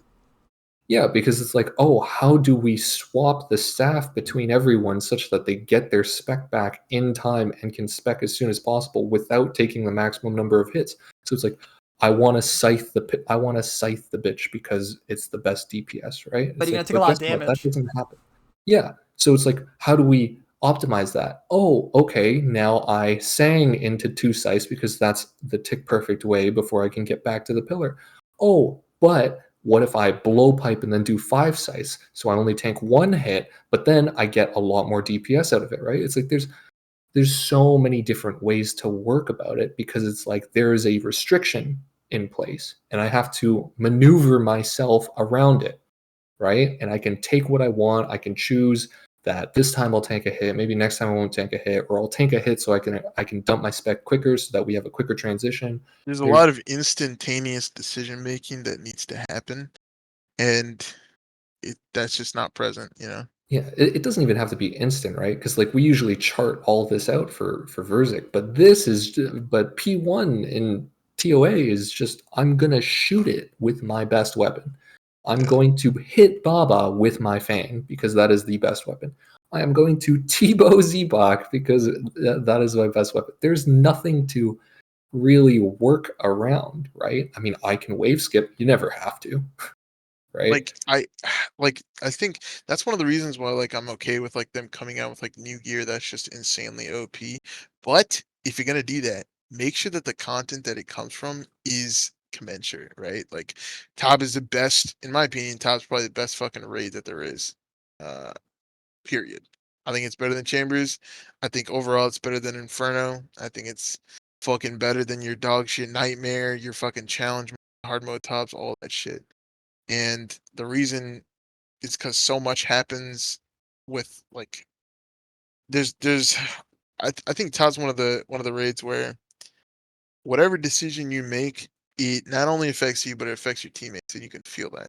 Oh yeah. Chambers, you step on a spike, right, or a crystal, or get hit by a crystal. Okay, that's It's just completely you. on you.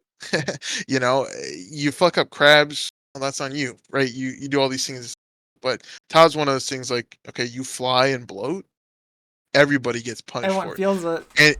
And the fact that people have come up with a system, right? Like doing PNEX, right? Doing 1-downs, figuring out appropriate levels for that kind of damage or to mitigate those risks is awesome. But you don't see that anywhere else, right? Like in what, like team CMs, you're sharing brews. I mean, bro, like there's a difference between sharing brews and taking those strategies to a different level in Top. And that's why I think Top is designed so well. Because even now, what, like 6 years after its release, 5 years after it's still the most fun thing to do with your friends, And people are in still my opinion. finding new shit too, because well, we had the Yeah. discovery for what is it, the humidify stuff with PNX, and Yep. then people have figured out ways to cross the maze as well, so you don't have to worry Yeah. about doing the maze quickly. To just run past it using stalls and shit. It's just crazy. Yeah. But I think one thing, I know this is a PVM podcast, but I think PvP definitely needs some love in some way. I don't have any solution, but I think it has to happen because I'm not good at PvP at all. And I think it's like there's a whole new skill level that a PvMer can unlock by getting good at PvP. Like when you think about the reactions that you make in Inferno, right? To switch to a scythe, and you're doing a 4-way in one tick and you're clicking on the NPC. You know, if you like become a really good PK, right? Those switches are gonna be even faster and you're clicking better.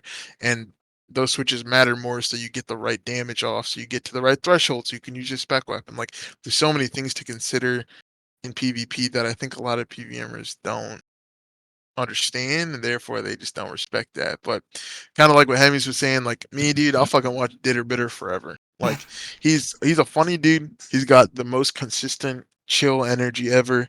Um, I even watch him on fucking Kick. Like I'm just Yeah. chilling. Like he's just one of those dudes where I'll just fucking watch him forever. I don't find it cringe. I think he's entertaining. And same goes for a lot of the PvP guys. Like to think about the fact that what they like to do has just been shit on and fucked up for so many years, and they're still making some of the best YouTube content. They've got some of the funniest, Twitch clips. They've got some of the best moments in the community. It's it sucks, and I think we need to show more love to them. Whether it's like you know doing a trip with your favorite PvPer and getting fucking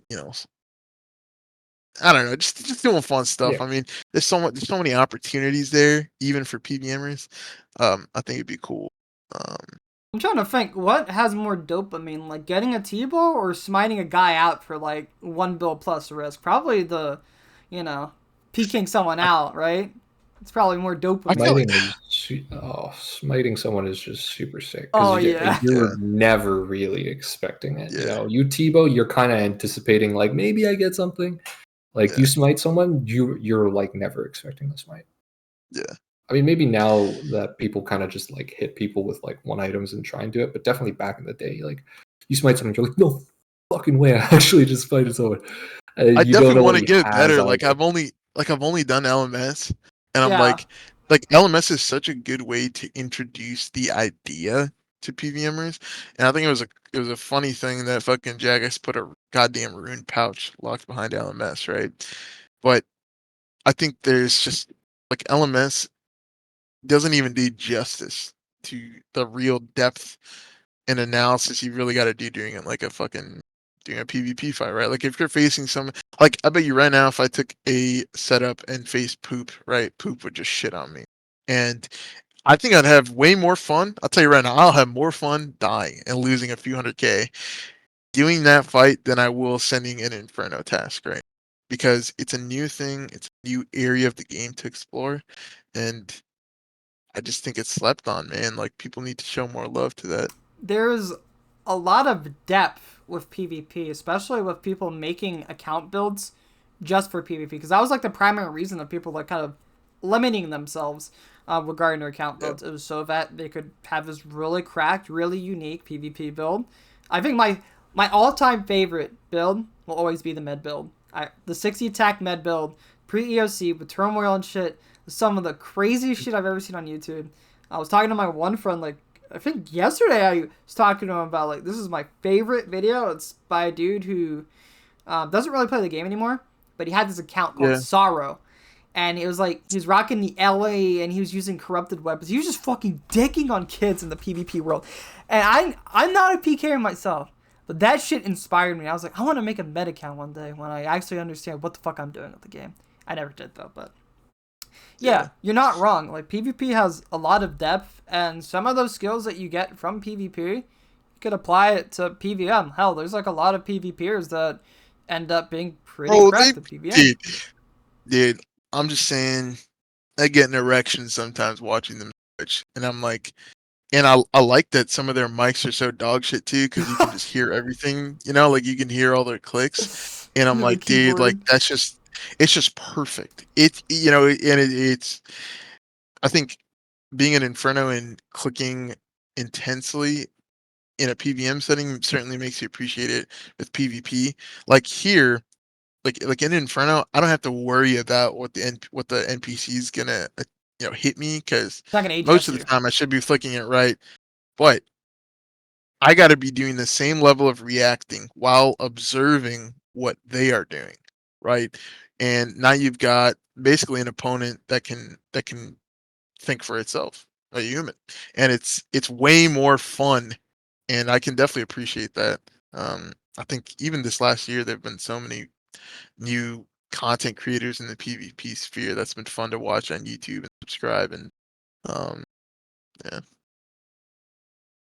Super. It's a skill set that, let's just say, I have so many friends that started with PKing and moved into PVM, Mhm. and those people who do that, like, their skills translate a lot better than people who like only Yeah. PVM and then try and jump into PvP, right? Like Because it's like me. PVMing teaches you how to train yourself to a strict regimen. You always know what's going to happen. You always know what's going to happen next, how to predict it, how to cause it, or whatever. Yeah. With PvP, it's like it's never the same. You're always going to get. I mean, you can drill some really easy habits and stuff from that. You're just going to be like, okay, like it's like an algorithm. Okay, he put this on right after he did this, or right after he switched this prayer, or he did this as soon as like my HP fell under like 75, so I'm going to pray melee instead and stuff. It's like, and the level of which you can adapt, you can drill some like heuristics. It's like, okay, I know this is going to work like 80% of the time, but like 20% of the time it's like he still does some shit you didn't expect, and you're like, oh, what the fuck. So there's always new things. It's literally, yeah, like fighting. It's so different reacting to a computer react versus reacting to like another living breathing person who is here adapting to you. Because if you are fighting someone who is good and someone who actually knows, like, Yeah. you fight someone new, it's like fighting a baby, a baby who doesn't understand their controls yet. So all their brain power is spent like, I gotta switch. But like when you're fighting someone who is past that stage, their brain power can now be spent adapting to you. It's like, okay, I Yeah. did this 3 times in a row. Now he's adapted to it. He's trying to do this, but he read me reading him. So now he fakes this, knowing I'm going to do this, and then he specs me out. It's like, oh shit, right? Oh man. There's so many levels, and it's just not like, when DMM comes, like whenever DMM has been out and about and people are fucking playing that, dude, you won't catch me in a PVM stream. It's way too fun to watch people play the game, play like the early game, right, and build the account quickly, which everyone can relate to, right? Whether you're a Yeah. PVM or a PvP, right? You're building an account for a purpose, and then you get rewarded from PVM items, but ultimately the real skill and display are at the fights at the end. And man, I mean, there's no other hype like that. And even Leagues does not even fucking come close to that. I will say I enjoyed watching PK others in League, like right in the beginning. That was fun to watch. But Good shout though, Jimmy, mentioning the homies that PK, because I'm at the end of the day, right? I'm not a PKer myself. Sometimes I'll watch a little bit of PKing, but you're not wrong. It is something that definitely needs a lot more love, because a lot of the best content creators are PKers. Some of them, it's just how it is. Meanwhile, you got these boring ass nerds just potting PVM all day, talking about their ticks and shit. Who wants to watch that, right? People want to watch people duke it out, see who's the better player, gets the better RNG. oh yeah, definitely. Good old. Well, I don't know how it's going to work with, because everything we just talked about here is probably going to, is like all the prayers are going to affect them too. Oh I yeah, mean, I know big time. they've got a big expansion coming up from Mod Goblin and Manked, which is going Yeah, to be really Yeah. cool. But Shout out Mount Goblin. yeah. Chill, dude. So that was the one thing I did think about though. Even though as a PVMer, when the new prayers were like in beta, I was like looking at just like some of the things you could do, like some of the applications of like all the shit. Like I was thinking, okay, what happens if you just proc was it Vindication, just like heal up real quick and just try to one bang someone with that, like increase damage on your max hit, right? Just Mm-hmm. crazy how dangerous those new prayers are. And I'm not sure how good that new axe is, because PvM wise, I feel like if anything, it's just like an item if you can get, you can use it. Well, it's more like an Iron Man item, but like you could maybe use it in some places. Existed. Yeah, like you forgot it existed. I don't know how good it's gonna be for PvP, because I saw like one video of fuck, I'm gonna botch his name, but it's like Legendarium or whatever. I try to remember it off the top of my head. I just can't remember. But he was like using that sounds like a slur. I have no idea what you just said. Joke. Anyway, he was using it and he was just dicking kids that were in Torvin. I'm just like, holy shit. But again, people were using a new prayer, so less defense, but it seemed like it might be a good PvP weapon, but I have no clue. All I know is this new prayer is pretty scary. Pretty scary for PvP, and then on top of that, people are going to come up with new PvP builds too, because don't there's defense requirements on the new Desert Treasure 2 quest, and unless you're going to get a fat defense XP, I'm pretty sure Zerkers are going to be able to get these prayers. So Zerkers that PvM are going to have access to really strong prayers now, and obviously PKing builds are going to have access to these strong prayers. So PvP is just going to be revolutionized as a whole. I think the biggest revolutionizing for PvP is still going to be Jagex carrying. And yeah, I do agree that. I mean, it's cool. Like, even like when you think about like the Void Waker, now you just don't know if someone's going to fucking AGS. Yeah, it's mind games, man. And it's going to fuck you. Whatever's going to hit you, it's going to hit hard. So I don't know. It is what it is. It's really about whether or not they're gonna, because like they can throw in as many good things as they want, but they need a good segue to get people back into it, and that's what they're trying with the bounty hunter thing, which is really good. Because how did everybody get into PKing before, right? Everybody PK'd because of edge PKing at the start. Yeah. Yep. It's like, oh shit, I see Chris Archie making this video. It's like, I'm going to try edge PKing. You get good at edge PKing. Now you're like, oh, maybe I try a little bit of Bridding. Try and do a little bit of Bridding. Oh, maybe I make different account builds. And now you've got a Zerk. Now you've got a Pure. Now you've got a main. Now you're running around deep wilderness randomly, right? But like, ever since they kind of lost, I mean, I'd say even before Bounty Hunter, right? But it's just like, without the edge PKing scene, you don't have that entry point anymore. And that's where everybody's gone. It's just like, oh. Have you guys seen Blazer's videos of him PKing No, I haven't. A while back? Dude, we'll have to find it and link it to you. It's fucking funny. Some good edits. Great. Some good He's got some great editing skills back in the day. Kirby's old videos were him PKing and DH as well. Yeah. Oh, that shit's so fucking jokes. But I feel like everyone remembers PKing and getting PK'd, and now it's like, my opinion is, dude, if you cry about dying, like Iron Man cries so much about getting PK'd. Now I'm like, bro, you know what's crazy? You just don't have to go if you don't want the item. Like, they're all going for like Void Waker pieces, right? And it's like, dude, this is part of the game. If you don't want the item, just fucking forego it and fuck off. Otherwise, deal with it. It's one of the strongest items in the game, so you're kind of like forced to get into it. When you're like an endgame iron, you don't really have much else to grind for, right? So you just gotta be ready for it. What do you mean, bro? Phosani's Nightmare is so fun to grind. One of my buddies, he was I think he's rank 1 iron, and he finally finished it at like 8k KC. Just think about all the time, you know, that's gone into that. Fuck that. And he was just going for a fucking mace. Yeah. Phosani's is dog shit. That boss makes fucking... The effort you have to put in that boss for the return is just... It's so fucking bad, man. It's like... Bro. Oh, God. When it drops 13 bass and I've just fucking spent like 500k on scythe charges and shit, I'm like, this is not fun. I don't know if like adjusting the average drop as a whole would be better, or if it's just the fact that the items are so rare, and then on top of the fact that everything is crashed so much, because Harmonized Herb is dog shit. Bots too. Yeah, just bad. Just bad overall. They really need to come up with another use for that, because I mean, like it's a genuinely pretty good item, but what is it? It's not even good. It's not even best in slot at Solra anymore. It's not. It's like it's not bested slot at Nightmare anymore. It's like only good at Ice Demon.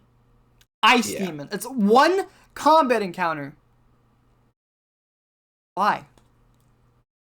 I mean, you could say the same thing about maybe the Mace, where it's like, okay, you could use it on Nightmare, but if you're in a main account, you use a Scythe on Crush.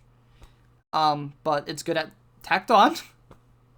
It's like the same thing. It's like, I feel like some of these items deserve Bro, and a bit more Tecton's use. so shit anyways. Yeah, Tecton is still dog shit.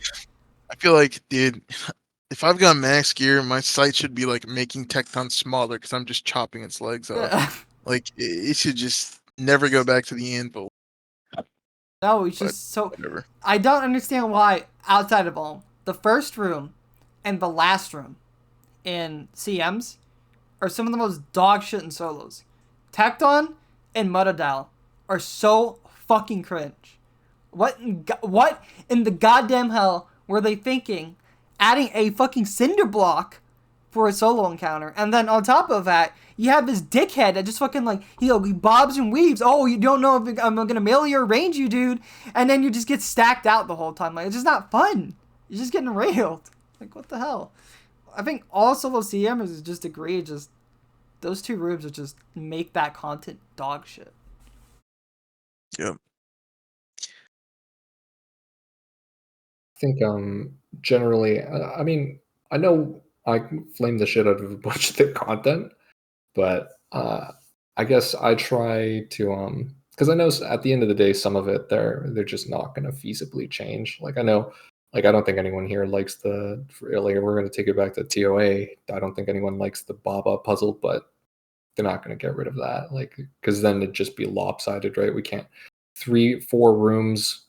Like 3 of them have puzzles, and one of them's just missing. It's like that's not happening. Like Or if they get rid of all the puzzles, they're not going to do that because that's just too much content that they'd be getting rid of. Like all that work is gone. But here's the thing, right?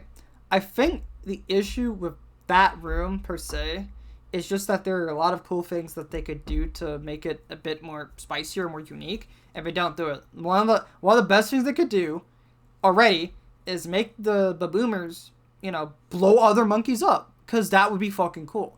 It would really strategize trying to get them all clumped together and just Once snap again, a finger. Emergent gameplay. Emergent gameplay. Is not to do. Get rid of the statue and please make, at least in my opinion, okay, this is my opinion, make shamans a bit more aggressive with, or not shamans, the ones that just come all over the floor. Like, those guys, make them more aggressive. Because it is so irritating. Monkey. Yeah, when you're on one side, you're killing the monkeys beside you. Oh, guess what? The other one's, the last one is on the other side of the room. That's fucking so cringe. Yeah. Well, I mean, I don't care about that one because that's preventable sort of on your own end, right? You should target that one first, but definitely like there's just a lot of things that I know, like there's a lot of flaws with it that I know they're not going to fix. It's just more so the things that like I think are super easy to fix, right? I mean, I still remember there were some really good suggestions for like just invocations in general. Like what? I mean, we already talked about, I have a fucking video talking about how like medic could have been improved. Medic sucks, but like there's another invocation that Sax suggested for like Z-Bach where it's like it's called Tsunami and you get 2 waves from both sides. And I was like, that's pretty sick. Like that's a pretty good idea, It's like someone's swimming. Yeah. I'm all for people fucking crying about new mechanics just because they're new.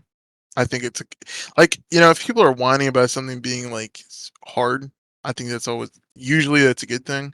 But if it's just annoying, I think that's different, right? There's a difference between something being like chip damage, annoying, right? New mechanic that forces you to play better or play different or play in a new way, that's good, right? That's a hard thing to do.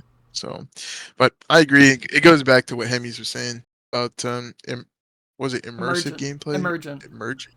Emergent, whatever the fuck that means. Need more things that interact with each other, man.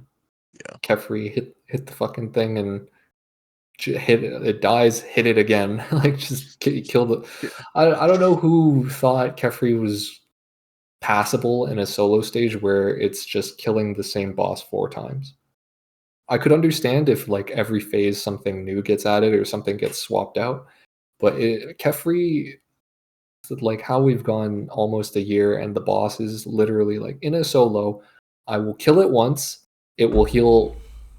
Well, depending on like what level raid Oh, you're dude, doing. that's just Yeah, I'll kill it again. If it's any raid level above 400, it'll probably heal at least 2/3 because I have to tag all the scarabs, then I have to kill this melee, and by the time I'm done killing the melee, it's 2/3 of its HP back. So it's like I have to kill it again, then the next one happens, I have to kill it again. It's they like should model all puzzle rooms like fucking Nyla waves. Like it's the same, but it's skillful. And Yeah. no offense, bro, but fucking sitting at the puzzle room like for Akka, boring. You know, all the puzzle rooms are just fucking boring. You know, you got your fucking basically your goddamn cheat plugins from RuneLight, shout out Adam, and now you don't have to even think or do like match the any. color. That Yeah, you Yellow, just lemon fucking duck. yellow. you click on the color, and it's like that's cool, but is that making people better? No, it's just gonna make them fucking more dependent and just more shit. That's why Inferno is one of those nice things. It's like if no one's copping wreck with plugins in Inferno because you just got to be shit, you know. Yep. All right. I guess we can probably move on to the next question. We got sidetracked a bit there, but I was completely fine with some of the topics we went into. But Blue Inferno, you guys remember that, right? Shit ain't coming out. I think so. I mean, I think it was pitched right. Like, I mean, it was basically pitched as like Inferno with like I think it was like 10 waves, and like the first 7 would be like comparable to the Inferno waves, and then the last 3 would be like harder. Yeah. Is that correct? I think I don't know. Maybe. I think it's like it gets like harder and harder. So like the first 3 was like a tier, and then the next 3, and then like the final 3 was like when it's something Yeah. like that. But it's a more it's a shorter encounter, and I don't even know what the rewards would be now because I think they were pitching new rings would have been a reward from it. Of course, Mhm. there's that new mage cape, so that's one thing they could do. But there was supposed to be loot alongside it too. I want to be hopeful. I hope you get best in slots from it. I fear that with the recent trend of putting out updates that are less than expected, uh, in terms of difficulty and quality, I think it'll probably follow suit. But best case scenario, it ends up being very challenging, and I hope it's not just an extension of the Inferno. I hope it makes you rethink how to solve waves, even if it's Inferno wave like. Um, but yeah, I mean, I, when it comes out in 2 years, you know, I'll let you know what I think about it. Because 2 years I is pretty thought, optimistic. yeah, I It's pretty thought fucking optimistic too. the coolest thing about it was the modifiers that you get for yourself and the modifiers for the enemies too, which means that there's a lot of different combinations that could happen in a run. Obviously, that also means that you kind of have to be ready to master, different setups. But Yeah. have you guys ever played like roguelike games before? Seen them, but I not played them. Well, I played a couple myself. Like I played Binding of Isaac and Nuclear Throne, and each run feels kind of different. Of course, when you get bad RNG on stuff, that's when it kind of sucks. But you can still make it through if you're like a good player. And I'm Like hoping a it's gauntlet. yeah, I'm hoping it's something like that. But again, this was something that came through with what was it? One of those how am I like drawing game jams? So it was one of the game jam things, but they haven't really said much about it since. So I'm not sure if they have it in their back pocket and they're going to do something with it in the future, or if it's just like, oh, hey, here's this cool thing we're gonna preview, and then they're just done with it. Because I just feel like it would be such a crime against humanity to not have something like that, something that just because that's just the replayability is just so high with something like that. And if they make it difficult too, then there's something that's appealing for endgame players too. It would probably be one of the most replayable things. It's just down to how they execute it is all. think wait, fuck. What was the original question again? Just talking about Blue the, Inferno. what are your hopes Yeah. for it, I guess? Blue Inferno. I think God. I mean, its design was pitched so, like, I think they came out with it last year, maybe a year before that. It's crazy because it's been so long. Like, Jimmy kind of described it, but I don't think either of us really remember in depth what they Definitely not. wanted to go through with all of it. And I was like, damn, man, like, there's it's weird because I just don't remember enough about it. I don't even think that it's like, I don't even think they brought it up in their timeline, right? Because I think their current timeline is something like, what, this summer we get Desert Treasure 2 and New Prayers.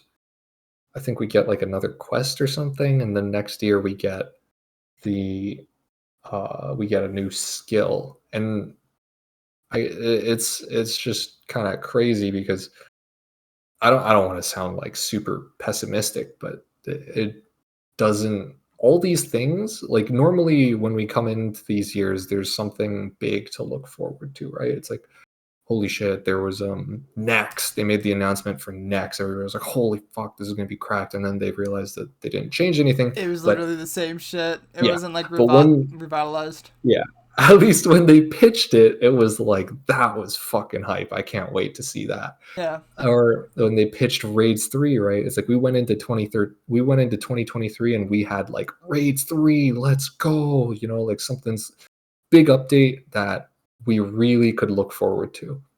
Those, generally we've spent most of our time going through things like that. Even the years before Raids 3, like, at least we still kind of like had the hope because we didn't know when. Like 2021, we were still kind of like, are we getting Raids 3 this year? It's like, I don't know.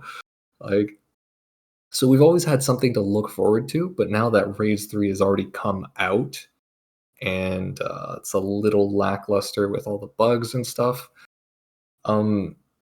like, now we kind of don't, like, we need something new to fill that. And I don't think what they have is really filling those shoes adequately, just because, like, nobody can really agree on it, right? Everybody agreed Raids 3 was something we wanted. Holy shit, Raids 3 is coming out. I can't wait. We come now and it's like, well, new prayers are coming out, but a lot of the prayers are kind of shit. We need a lot of feedback on them. They're coming from mid-tier bosses. The 4 bosses from Desert Treasure 2 are all mid-level bosses. Everybody's kind of like questioning. It's like, there's concerns, right? Raids 3 is coming out this year, no concerns. It's like, oh, okay, well, even if it's not as good as we want, we at least know, fuck, it's an update that we need. But this one is like, a little We're questionable. not Okay, sure. so what's, yeah, and it's like, what comes after this? It's like forestry,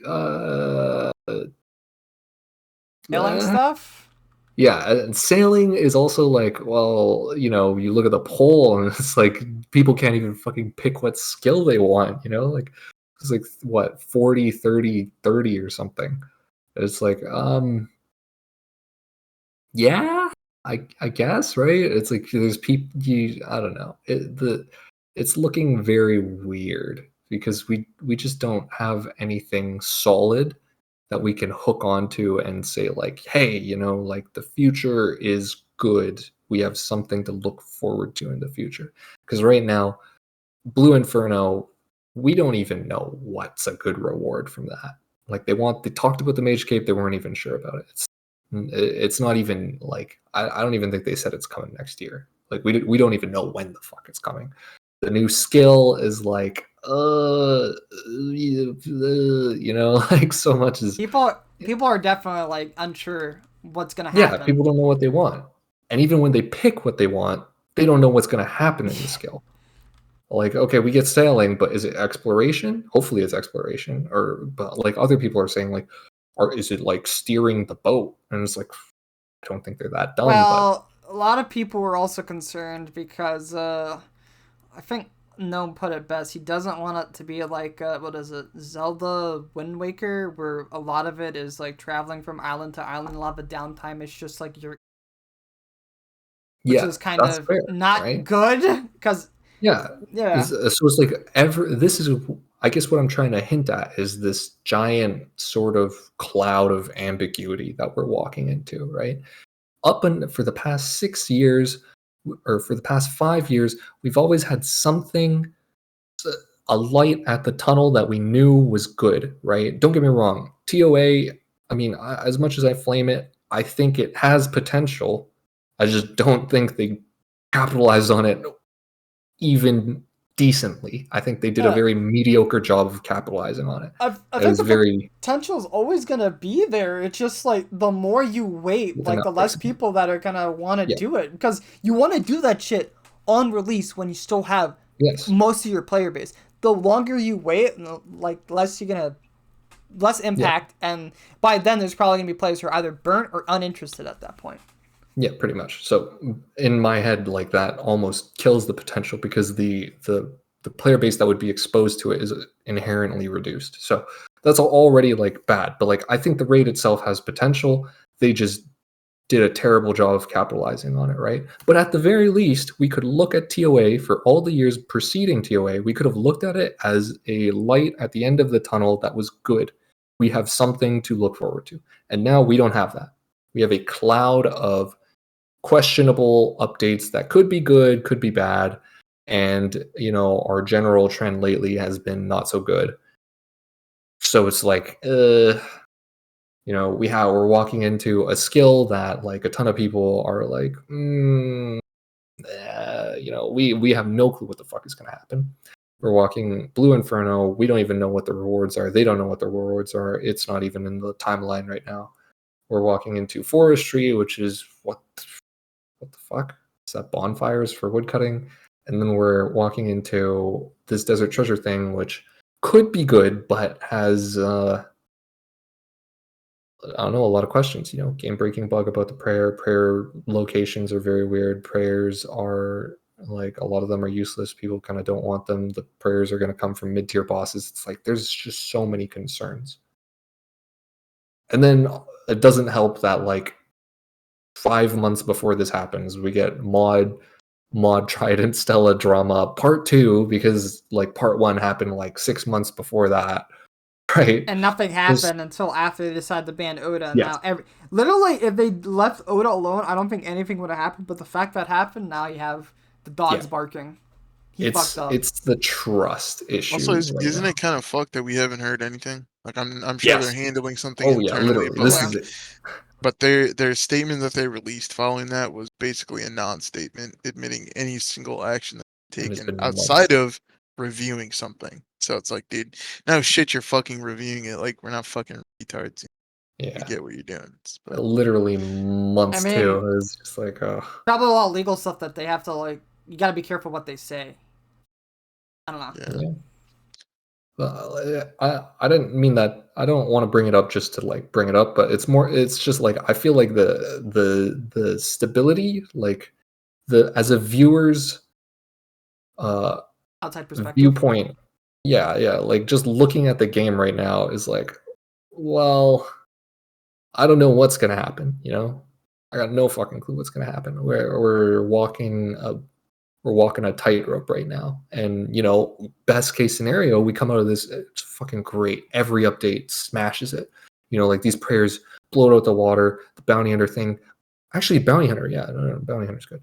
So bounty hunter's good, but we don't know just how good it'll be. I'm hoping it's going to be good. The rewards are I like the rewards. There's some good imbues. But, like, if these things just smash it out the water, then that'll be sick. But definitely, like, Blue Inferno and all this shit we got coming up is like, Bro, like, honestly, I don't really even give a fuck about any of that until like I've seen the other stuff and other content that's being released is of good quality. Because at the end of the day, like, I feel like I've said that so much, but truly, You lost the trust, man. Yeah, I mean, unless it's good, no one's really gonna give a shit. Yeah. So I mean, I'm an addict at the end of the day, so I'll just suck up whatever they give me. No, we Fucking must sucks. change that. Oh. We must We're change that. fucking. We're stepping out of this, bro. I'm gonna run a couple more events. We'll see how it goes. But I don't know. A little pessimistic thoughts, but I'm hoping. I don't know. Hoping I get proved wrong. Prove me wrong. It'll be super sick. We're hoping. All right, so this is probably a more controversial question, and this is going to be talking about should quest speedrun worlds be reworked to allow for PvM speedruns as well. Bro, literally no comment. Holy fuck. I think, like, business perspective, you have 10 people using it. Okay? And 9 of them are GE challenges fucking alts. Okay? Like, Holding the nobody's door using it. open to the It chicken was coop. like nobody asked for quest speedrunning outside of a very small select community. It's not used. It's valuable server space that could be used for actual speedrunners, actual speedrunning. um, it's a complete failure from any metric or any measurable that people could, look at. That's my opinion. And it's dog shit. Nobody gives a fuck how long it takes you to do fucking, I don't know, Cook's assistant or whatever. It's just nobody cares, man. Yeah, it's one of those like, just why did we? Why? I mean, I don't know. People are saying like they did it because it took them so little time, but it's like, what is stopping them from generalizing it? Like, would it really take that much more time? Like it's something, but it's like it's hard to believe that whatever man hours and resources they put into it is worth what the hell they got out of it. It's like nobody asked for it. Yeah, Nobody long used story it. short, it's dog shit. They should fucking scrap quest speedrunning, make just speedrunning general, kind of like the beta worlds. Make sure that they're crisp servers, they're good servers. Let people have more fun because the content you're putting out is already pretty dog shit. So that's what Yeah, I that's what mean, I think. of course, I feel like there's enough in the main game to kind of keep people on there compared to just like speedrun servers where you're not really getting anything out of them, like in terms of like actual game value, aside from maybe just being like, oh, well, I got this record. Like, it's only the small community of people who are really trying to push for a record. Obviously, people who run Inferno are just going for time. So I just feel like Yeah. those types of, you know, those types of things, I feel like that's a small community of people that would enjoy having the option to pot on those kind of worlds. And I don't know if like what would happen if you had like Inferno people and Quest Speedrun people on the same type of worlds. I feel like the population would be low enough where they would still feel crisp, but I'm not sure. I don't want to send any hate to people who speedrun quests. It's just that they are a very, very, very small community of people, and I just feel like those worlds could share the populace of another type of like, people that also want to speedrun PvM content, and that's it. Not like make money or anything, because I know the popular appeal on the beta worlds is people can just PK or just do PvM with like max gear and just have a fuckload of fun, right? But if you just have speedrun worlds, I feel like the populace would still be just really small because all you would have are just really hardcore speedrunners. And it also depends on what content they would have available for speedrunning. Just my 2 cents on the matter. I just think that they could definitely use those worlds a bit more effectively. I think just turning them into regular worlds is still better than anything, right? Like Yeah. fuck it. Like let's say they're scared about, like if we create a speedrun world, then like people like speedrunners, Chambers speedrunners are all going to go here, and then nobody's going to speedrun in the main game, and then like it's, I don't know, it's not as good a reflection on the main game, and it feels like arbitrary for them. Even if they do that, it's like just dissolve the speedrunning worlds and make more like, so we don't have to split everyone across like all this, and like you can't play on a fucking Sunday night because you're getting like 2 tick delay or whatever. Yep. It's like, days you're free from the week, and they're also the laggiest because everyone else is also free. yeah, so it's weird because I get they maybe they have a reason they can't make it just proper speedrunning, but like whatever you're doing, I think anything they do could be better than what they're doing right now. It's just weird. It's literally dissolve the world or whatever, or fucking, I don't know.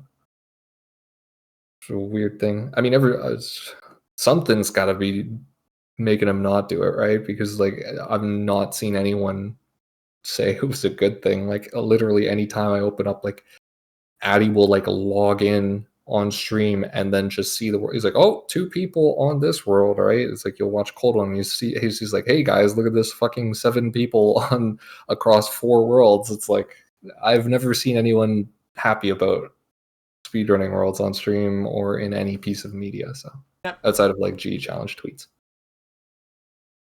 I don't know why they gotta have a reason, right? Yep. Well, I don't think we really need to touch on that question too much more because I think we got our answer. So this one's gonna be a question that is off the script, so this isn't scripted, but this is for the big. Well, I guess it's gonna be mainly targeted at Hemmiez. After all, he's the one that's hosted some of the biggest events, and this is gonna be talking about the the PvM arena, right? So I'm just wondering if you'd like to see a big PvM, like a Jagex official PvM tournament, and it's catered around bringing back the PvM arena as well. So basically, do you want to see the PvM Cup make a return? It's so big. I'd like to see them make a return for more than just the PvM Cup, for like I don't know, after like 2018, I want to say like Jagex stopped being super involved with the community. It was less noticeable, right? Because before those years, it was like I would run into like fucking I don't know, just mod Ronin running around doing a weekly hide and seek, bro. Like that's hype, it just fosters community. It feels like there's transparency. We get to see you, we get to interact with you, we get to talk and see like a side that's not just purely business, where they say like, or they just come on a Q&A and say like, well, we can't answer that, or they give you the same answer that you already saw on Twitter. After like 2018, we don't get that anymore. They don't teleport around fucking holidays dropping things anymore. They don't randomly host Castle Wars events anymore. They don't. It's very weird. And I'd like to see a lot of that back, right? It's like we don't get the Clan Cup anymore. The Clan Cup last was hosted in 2016. It's like, so things, all these events, all these tournaments, love to see them back. Clan Cup especially, because the Clan Cup brought it. It was for PvMers, it was for skillers, it was for PvPers, like, and a real community, a real sense of competition, officially hosted by the company. It's like, what game doesn't want that, right? But I think the PvM arena should be brought back, and more than just that. I do think they should host an annual Clan Cup like that, because that's just great competition. But I'm literally making a video myself about how they should.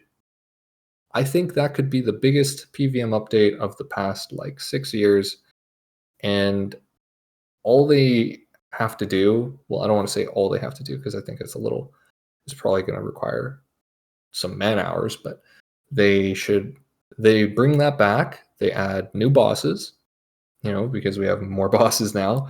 They have a global leaderboard, and they have an elo system. And well, for those who don't know, I see. Yeah. For those who don't know what the PvM arena is, or the Clan Cups, basically, it's every year Jagex used to host a tournament, and there was a PvP Cup, a PvM Cup, and a Skiller Cup, and they would take all the biggest clans for each category, and they could pit them against each other in arenas.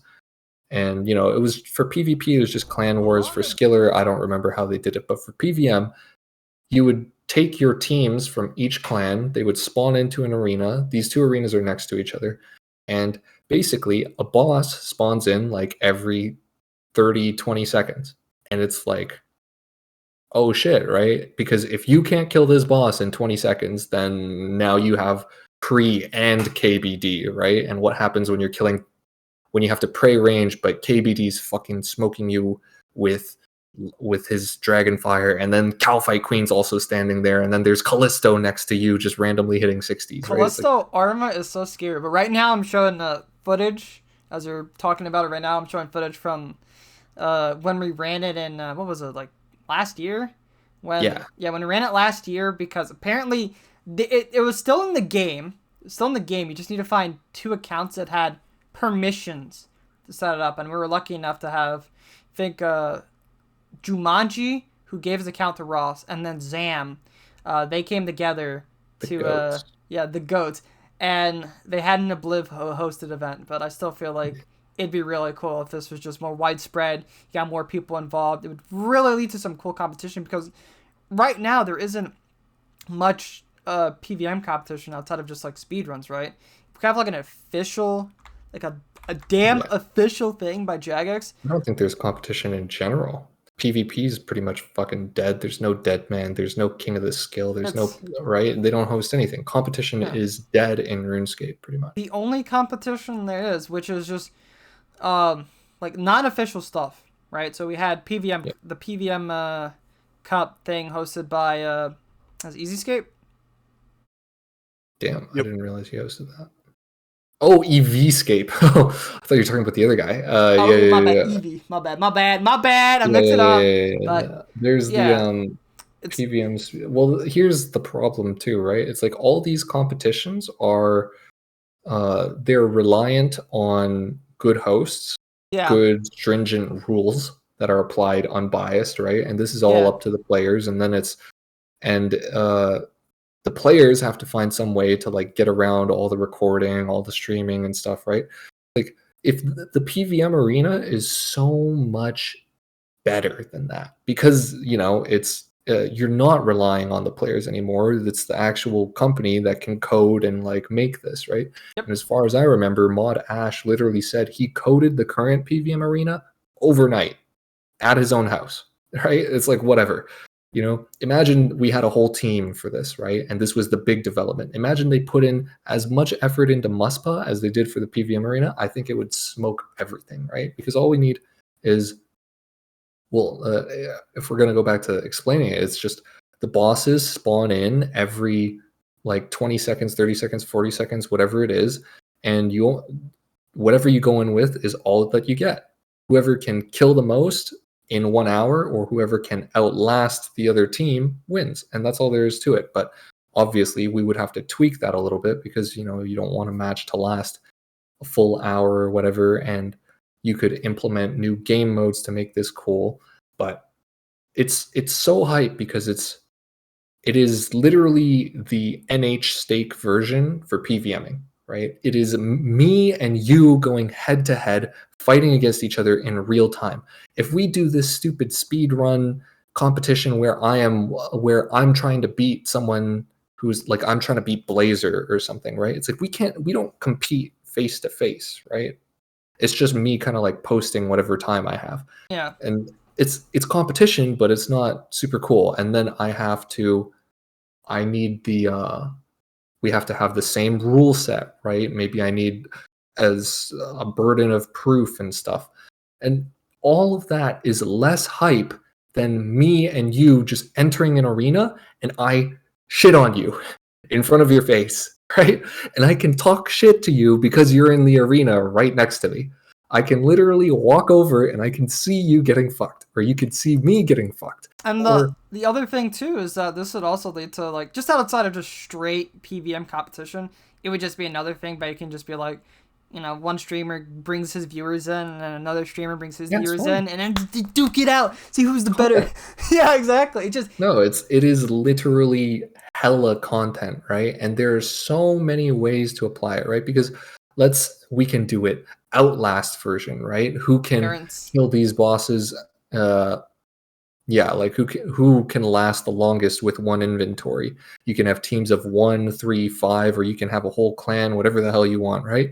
Or you can have you can do a speed run. So there's a set number of bosses that spawn in a set layout, right? And whoever can kill them the fastest wins. You give them both an elo system. I don't know, fucking plagiarize the one from chess.com or something, right? I don't think it's that hard to sponge an elo system off of something else. Maybe they're patented and trademarked. I don't think they are. But I don't think it's particularly hard to take an elo system, apply it to this, right? And then you can set basic game mode. So it's like you have your own solo elo rating, and then you have a global leaderboard. I'm not talking about like stupid challenge mode leaderboard that shows 5 for the world of every 200 worlds and then resets every week, right? I'm talking seasonal or monthly. Every winter, summer, spring, it's like 3 months reset, right? One board for every world. And that is cracked because now you're like, oh shit, like if you're top 1 for 3 months, it's like every time you check the board, you see him. And you're like, this guy is nuts. Nobody could top him for 3 months straight. This guy is fucking cracked. And everybody knows your name, right? Because you see this in tons of other games, right? All the other games, it's the same thing. It's like you have a leaderboard. This is the best player out here. You can even look at like League, for example, right? Top 1 on the ladder. Now, it's not as important because League actually has a esports scene. But like if you look at like rank 1, you're like, oh shit, that guy's rank 1. But even more than that, you have different game modes, right? So it's like, this is our 1-man squad, our 5-man squad, or our clan, right? So we're fighting as a clan, and the clans will love that because that is the best marketing tool you can ever have. So you're literally, all these clans will constantly be fighting with each other to hold the top 1 spot. And the leaderboard should probably track the top 100 because 5 is too little. And if you give everyone if you track the top 5,000, nobody cares, right? But if you show the top 100, it's like you spur the top 5,000 PvMers in the game to be like, I think I can hit 100. Then everybody starts trying to improve. Everybody starts want to get it. Oh, they hit 100? Maybe I can make top 50.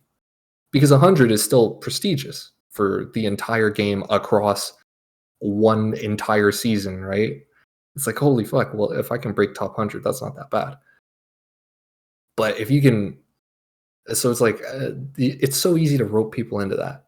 And then if you do that for clans, it's the same thing. It's like, holy fuck, like Oblivion is rank 2 and what, like Vintage is rank 1, and then now there's a real rivalry. Now Oblivion wants to take their top 1 spot. That was an actual rivalry, and that would be fucking sick.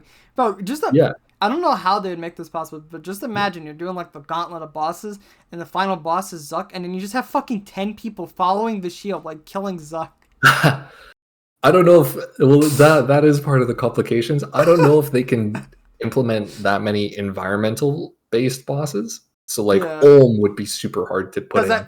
Zuck would be there's a lot of controllers. Yeah.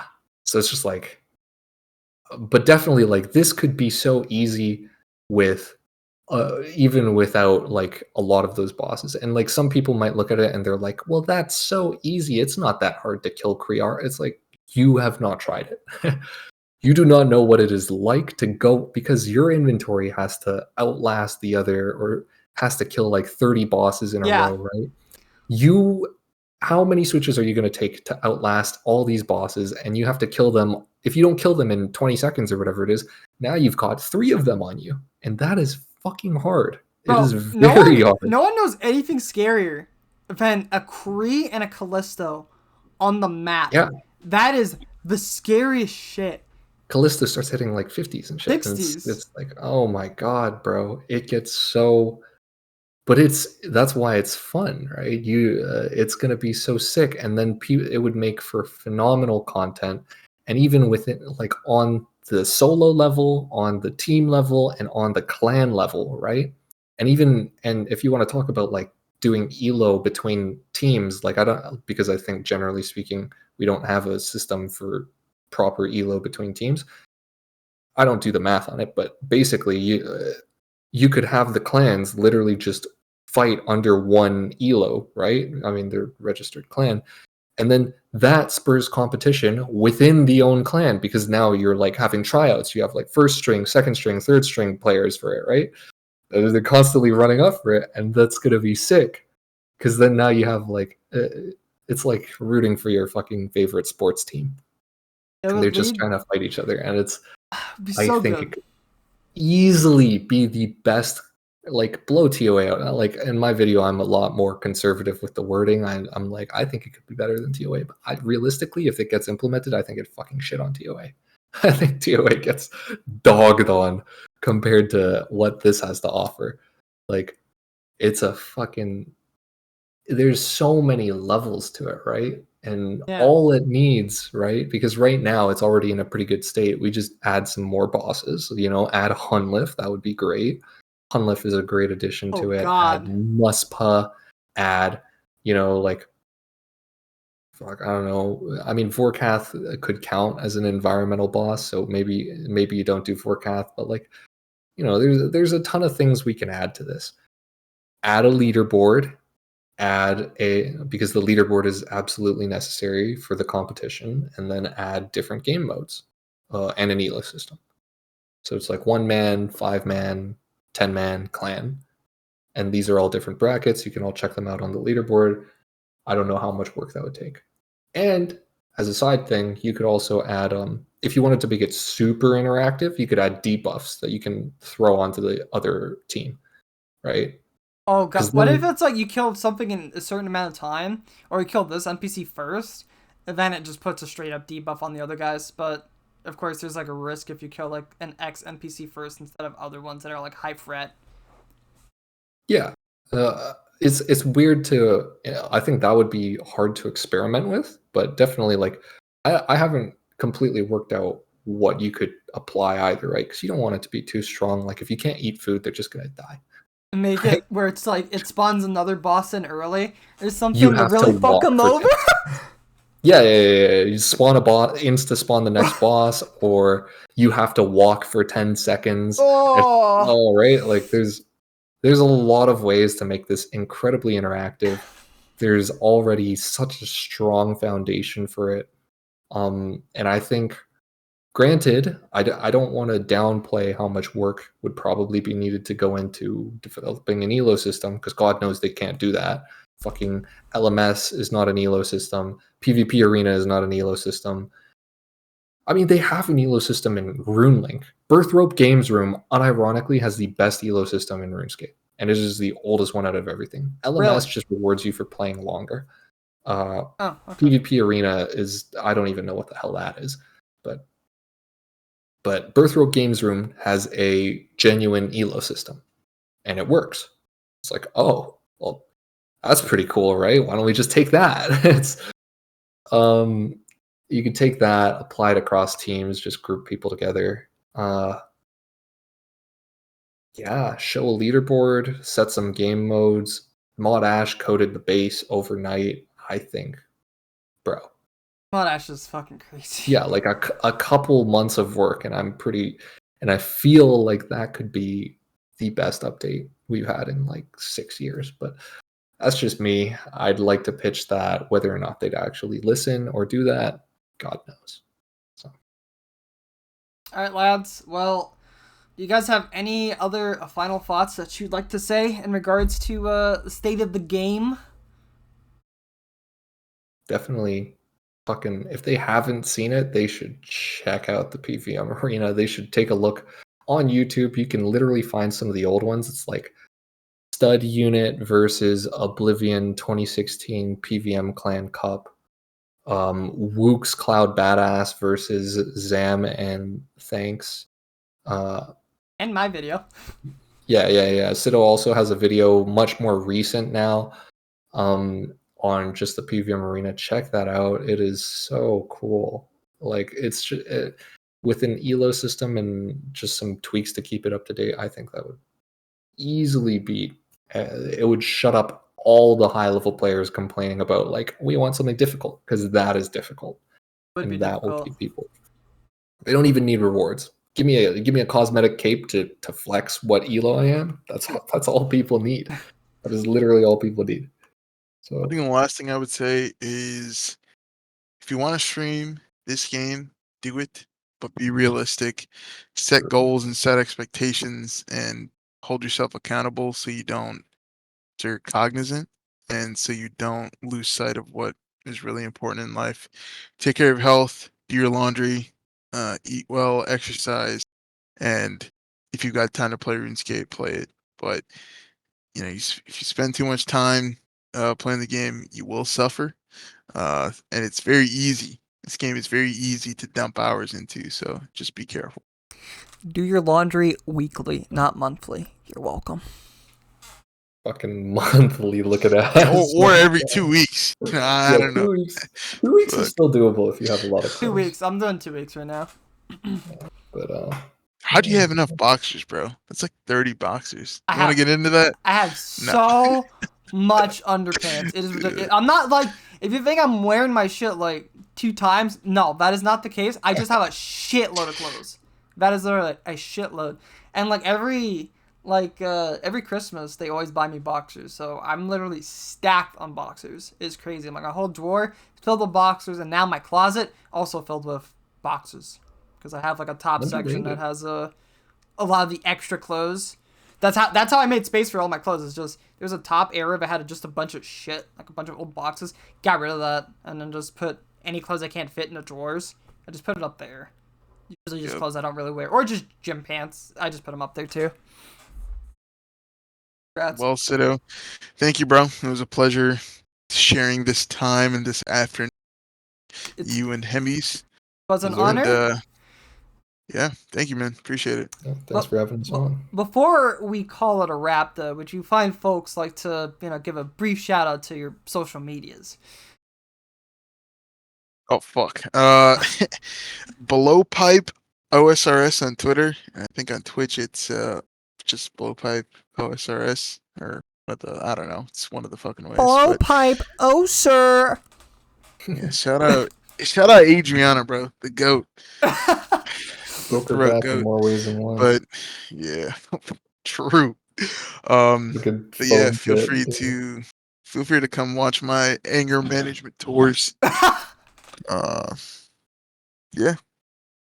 For me, I'm not gonna lie, I've barely been streaming lately. You could just fucking, if you want to see, if you want to see stuff that I've been involved in, I would strongly advise that you check out the YouTube for Twitch. I was gonna say Twitch, YouTube, Hemmiez RS. You can find the high risk TOB tournament that I'm very proud of.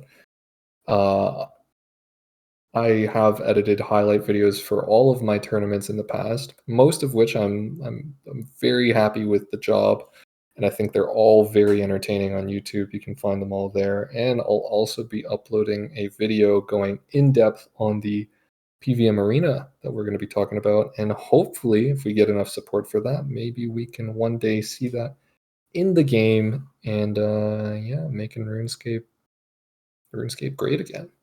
Build a wall. Let's get some good shit going. God damn it. Yeah, appreciate it, Sido. Anyway, I'm gonna close it before anything. But hope you guys enjoy this episode of PvMer Spotlight. A big shout out to the boys Hemmiez and Blowpipe, or Jimmy. You guys were a pleasure to have. It was a nice, talking a lot of shit. It was great. But until next time, guys. I don't have a guest lined up for the next one, so sadly can't preview who's gonna be next. But I hope you guys enjoyed this long episode, and hopefully you either got a life lesson out of this, or you just got a good laugh, or something. You got something out of this. But until next time, guys, I bid you farewell.